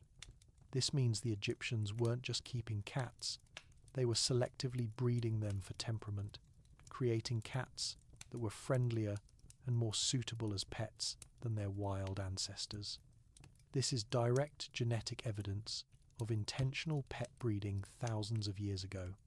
Recent excavations have uncovered new pet cemeteries and individual pet burials.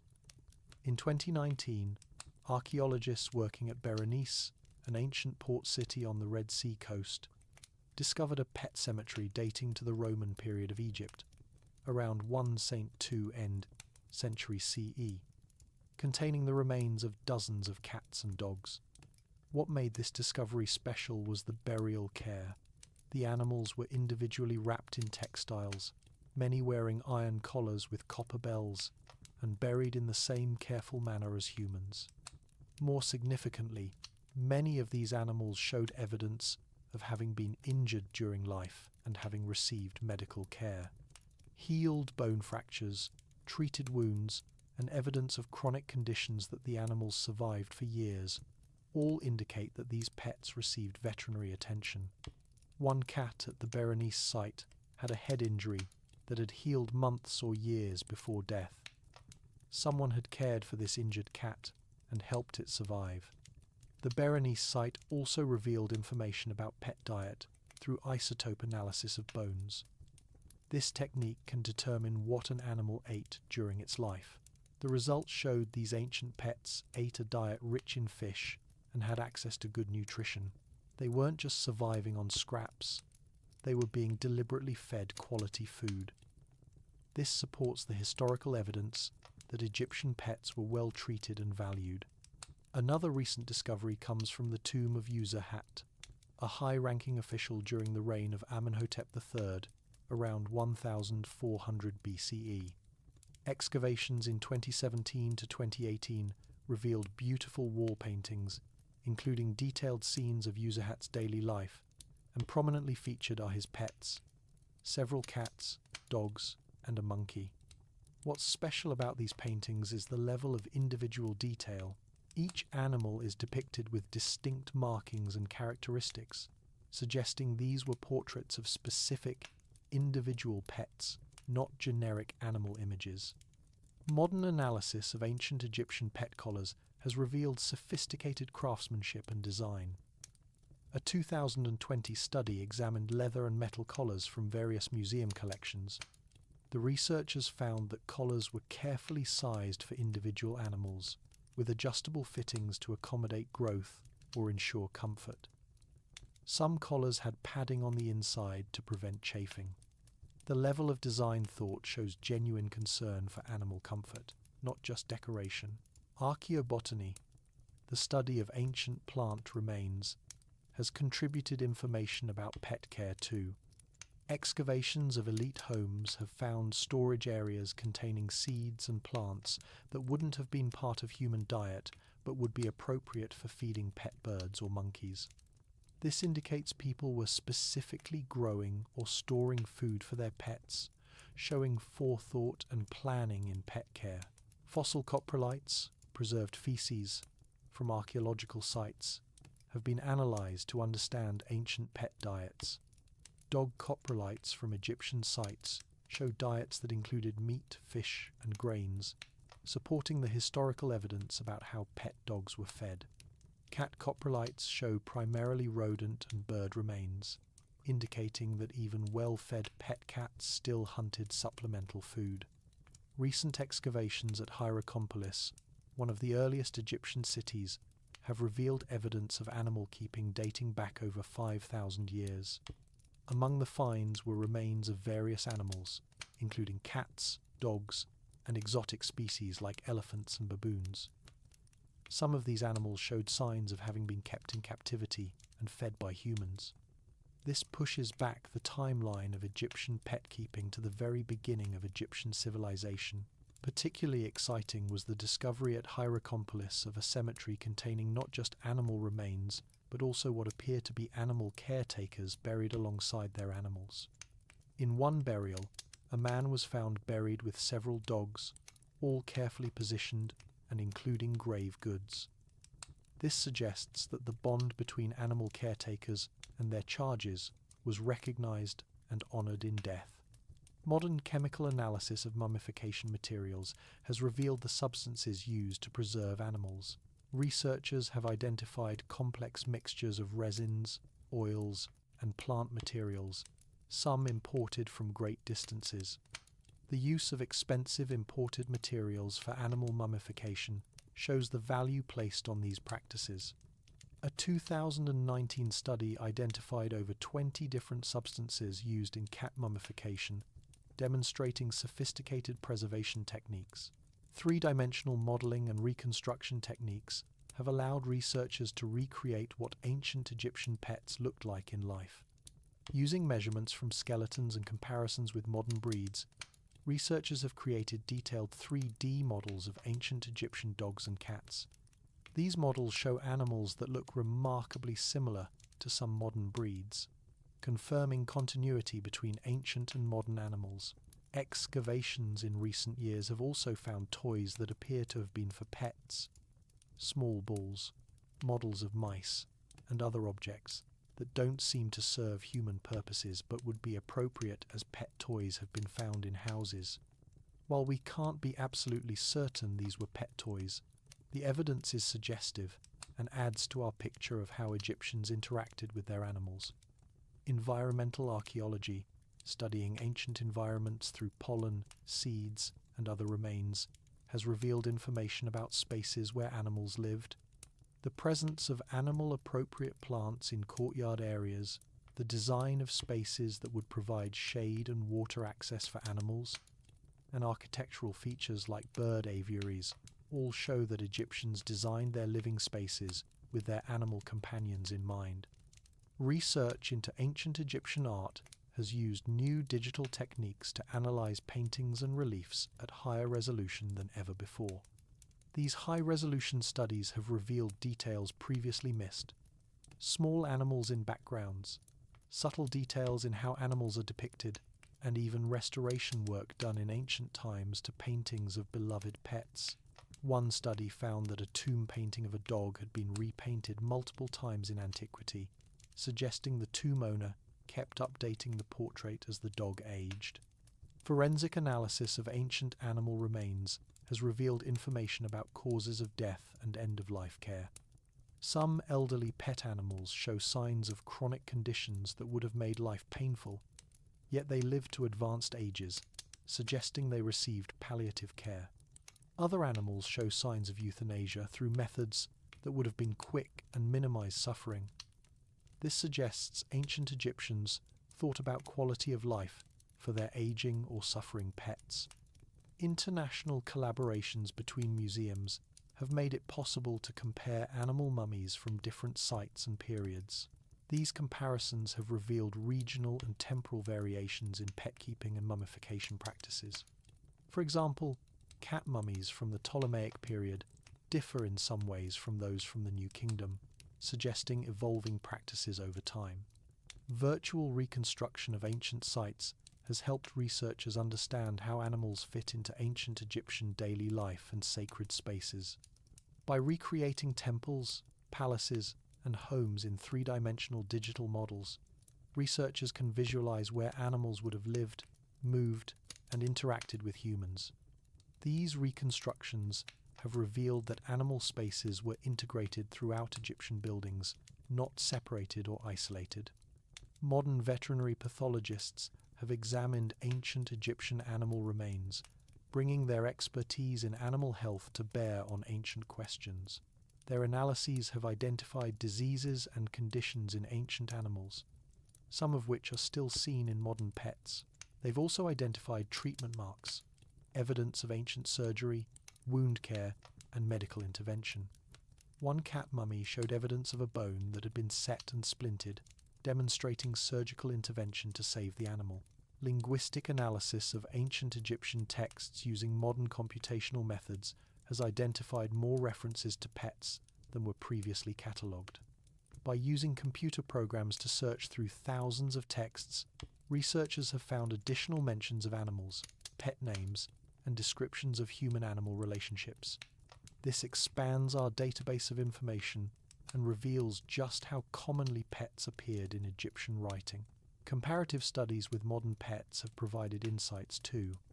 By comparing ancient Egyptian animal remains with modern breeds, geneticists can track how certain traits have been maintained or changed over thousands of years. Behaviorists studying ancient descriptions of animal training can see parallels with modern training techniques, revealing consistent patterns in how humans relate to animals across millennia. Chapter 11. Lessons from the Ancients. What ancient Egyptian pet keeping teaches us today? What can we learn from how ancient Egyptians kept pets that's relevant to our lives today? The answer is surprisingly profound, because despite thousands of years of separation, the fundamental relationship between humans and animals hasn't changed as much as we might think. First and foremost, the ancient Egyptians teach us that pet keeping is ancient and universal. In our modern world, we sometimes think of pets as a luxury or an indulgence, something people do when they have extra resources and time. But ancient Egypt shows us that humans have been keeping pets for as long as we've had civilization. This suggests that living with animal companions isn't a luxury, it's a fundamental part of human nature and culture. The Egyptian approach to training animals through positive reinforcement and rewards, rather than punishment, is validated by modern animal behavior science. Everything we've learned about operant conditioning and effective training in the last century confirms what ancient Egyptians knew through experience. Reward works better than punishment. If we're looking for effective, humane training methods, we can literally look back 5,000 years for guidance. Ancient Egyptian laws protecting animals remind us that legal protection for animals isn't a modern innovation. When we debate animal welfare laws today, we're continuing conversations that ancient societies had. The Egyptian model shows that societies can successfully protect animals through law, and that this protection can be maintained for thousands of years. It demonstrates that animal welfare can be a central cultural value, not a peripheral concern. The Egyptian practice of pet mummification and burial teaches us about grief and how we process the loss of animal companions. Modern pet loss counseling, pet cemeteries, and pet memorialization services are new forms of ancient practices. When we struggle with grief over a pet's death, we're feeling emotions that pharaohs felt. This continuity of experience can be comforting. Our grief is legitimate and historically validated. The integration of pets into family life in ancient Egypt offers a model for modern pet ownership. Egyptian pets weren't kept in separate spaces or treated as separate from family life. They were woven into daily activities, included in family meals, and considered family members. Modern research on human-animal bonds confirms that integration and social inclusion create better outcomes for both pets and humans. Ancient Egyptian understanding of different animal species and their needs shows the importance of species-appropriate care. Egyptians didn't treat all pets the same. Cats had different care than dogs, which differed from birds. Modern animal welfare science emphasizes species-specific needs, confirming the Egyptian approach. You can't care for a cat the same way you care for a dog, and the Egyptians knew this. The Egyptian practice of specialized animal caregivers suggests the value of professional pet care. In modern times, we have professional dog trainers, groomers, veterinarians, and pet sitters. These professions have ancient roots. The existence of these roles in ancient Egypt validates their importance. Pet care requires expertise and skill, not just good intentions. The Egyptian appreciation for exotic animals and simultaneous understanding of their wildness offers lessons for modern exotic pet keeping. Egyptians kept exotic animals, yes, but they also recognized the danger and difficulty. They employed specialized handlers and took precautions. Modern debates about exotic pet ownership might benefit from examining the Egyptian model. Exotic animals were status symbols and sources of fascination, but they required resources, expertise, and respect for the animal's nature. Ancient Egyptian art depicting pets with individual characteristics reminds us that each animal is an individual. Modern animal welfare science increasingly recognizes animal individuality and personality. The Egyptian artistic tradition of portraying specific animals rather than generic ones validates the modern understanding that animals aren't interchangeable. Each has unique characteristics and value. The Egyptian practice of providing medical care to sick or injured pets, even when it was expensive and difficult, speaks to our obligations to animals in our care. Modern veterinary ethics grapples with questions about how much care is appropriate and when quality of life considerations should guide decisions. Ancient Egyptians faced the same questions and generally chose to provide care, suggesting a deep ethical commitment to animal welfare. The economic model of pet keeping in ancient Egypt is instructive. Pets were expensive. They required food, care, space, and attention. But Egyptians at many economic levels kept pets and found ways to provide for them. This shows that the human-animal bond is strong enough that people will make economic sacrifices for it. Modern pet owners who struggle with pet care costs are continuing an ancient tradition of prioritizing animal companions. The religious and spiritual significance ancient Egyptians found in animals suggests that our relationships with animals can have deep meaning beyond simple companionship. Modern research on human-animal bonds confirms that pets contribute to psychological and emotional well-being. The Egyptian recognition of animals as having spiritual significance validates the profound impact animals have on human lives. Ancient Egyptian children growing up with pets learned responsibility, empathy, and caregiving skills.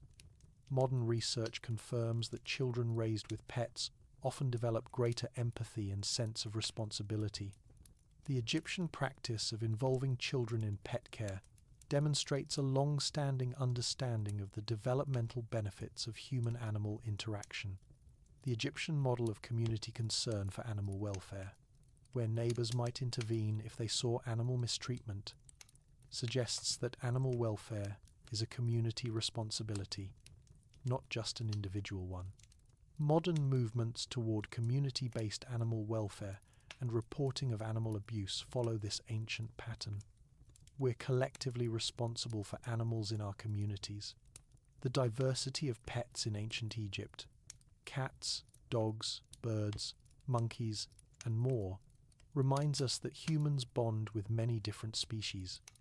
Modern pet keeping is dominated by dogs and cats, but people keep fish, birds, rabbits, and many other animals. The Egyptian example validates this diversity. There's no one right way to experience human-animal companionship. The Egyptian practice of commemorating pets in art and text shows the importance of acknowledging and honouring our animal companions. Modern social media is full of pet photos and stories, continuing an ancient tradition of celebrating our animals publicly. This isn't trivial or silly. It's a fundamental human behaviour that stretches back to the earliest civilizations. Ancient Egyptian breeding practices, both for working ability and temperament, laid groundwork for modern animal breeding. The ethical questions we face about selective breeding, genetic health, and breed standards all have historical precedents. The Egyptian experience shows both the benefits of selective breeding and the responsibilities it creates. The Egyptian understanding that animals need more than just physical care. They need mental stimulation, social interaction, and opportunities to express natural behaviours aligns with modern animal welfare science's emphasis on enrichment. A well-cared-for ancient Egyptian pet had opportunities to engage in species-appropriate behaviours, just as modern animal welfare advocates recommend. The Egyptian acceptance of cats' independent nature while still valuing them as companions offers a model for modern cat ownership. Understanding and accepting what makes each species unique, rather than expecting all pets to behave the same way, creates better human-animal relationships. Egyptians didn't try to make cats act like dogs. They appreciated cats for being cats. The ancient Egyptian recognition that animals have emotions, feel pain, and experience suffering is validated by modern animal science. Contemporary research increasingly demonstrates animal emotions, consciousness, and capacity for suffering. The Egyptians' treatment of animals as beings capable of feeling aligns with current scientific understanding. Perhaps most importantly, ancient Egypt teaches us that the human-animal bond is timeless. The love we feel for our pets, the grief we feel when they die, the joy they bring to our daily lives. These are ancient human experiences. We're not doing anything new or different. We're participating in patterns of relationship that go back to the beginning of civilization. That perspective can deepen our appreciation for our animal companions and help us understand our place in a long tradition of humans and animals living together. When we feed our cat in the morning, we're echoing ancient Egyptians feeding theirs. When we walk our dog, we're following paths walked by Egyptian nobles and their hunting dogs. When we mourn a pet's death, we're feeling grief that pharaohs felt. This connection across time is remarkable and profound. It tells us something essential about being human, that we are, and have always been, animals who live with other animals, and that these relationships matter deeply to who we are. The legacy of ancient Egyptian pet keeping isn't just genetic. It's not just that our cats are descended from Egyptian cats. The legacy is cultural, emotional, and spiritual. It's the understanding that animals can be family, that they deserve care and protection, that the bond between human and animal has value that transcends practical utility. Every time we treat a pet as a family member rather than property, we're honouring Egyptian values. Every law protecting animals stands on Egyptian precedent. Every pet cemetery and memorial echoes Egyptian traditions. So the next time someone asks why you spend so much money on your pet, why you grieve so deeply when they die, why you include them in family photos and celebrations, you can tell them you're following a tradition that goes back 5,000 years to the pharaohs themselves. You're not being silly or excessive. You're being fundamentally human in a way that ancient Egyptians would recognize and approve of. You're participating in one of humanity's oldest and most meaningful relationships. In a world that often feels disconnected from history, where we can feel unmoored from tradition and uncertain about values, the example of ancient Egyptian pet keeping offers solid ground. Here's something humans have valued for thousands of years. Here's a relationship that has persisted through countless cultural changes, technological revolutions, and shifts in human society. The human-animal bond has remained constant, and that constancy is comforting and meaningful. Ancient Egypt teaches us that what we do with our pets matters. How we treat them, how we value them, how we remember them. These things are significant enough to have echoed through 5,000 years of history. The Egyptian who carefully mummified a beloved cat, the pharaoh who named his hunting dogs, the child who played with pet geese, they're connected to us through these shared experiences of loving and living with animals. So learn from the ancient Egyptians. Treat your pets with the respect and affection they showed theirs. Recognize the individuality of your animal companions. Provide them care when they're sick, comfort when they're distressed, and honor when they die. Include them in your family and community. Protect animals through law and culture. Train with patience and reward. Appreciate the diversity of species and the unique characteristics each brings to human-animal relationships. And most of all, recognize that when you love an animal, you're doing something ancient, important, and profoundly human. You're walking a path walked by pharaohs and farmers, priests and children across thousands of years of human history. That's a legacy worth honoring and continuing. End. If you made it this far, thank you for joining me on this journey back in time to discover the incredible world of ancient Egyptian pets. These weren't just animals, they were family members, religious symbols, and cherished companions whose stories echo across 5,000 years to touch our hearts today. If you loved learning about these amazing creatures and the people who loved them, please consider sharing this with someone else who loves animals and history. And remember, the next time you look into your pet's eyes, you're looking at a bond that pharaohs knew, that transcends time itself, and that makes us part of one of humanity's most ancient and beautiful traditions. Until next time, cherish your pets, remember their ancient ancestors, and keep their stories alive.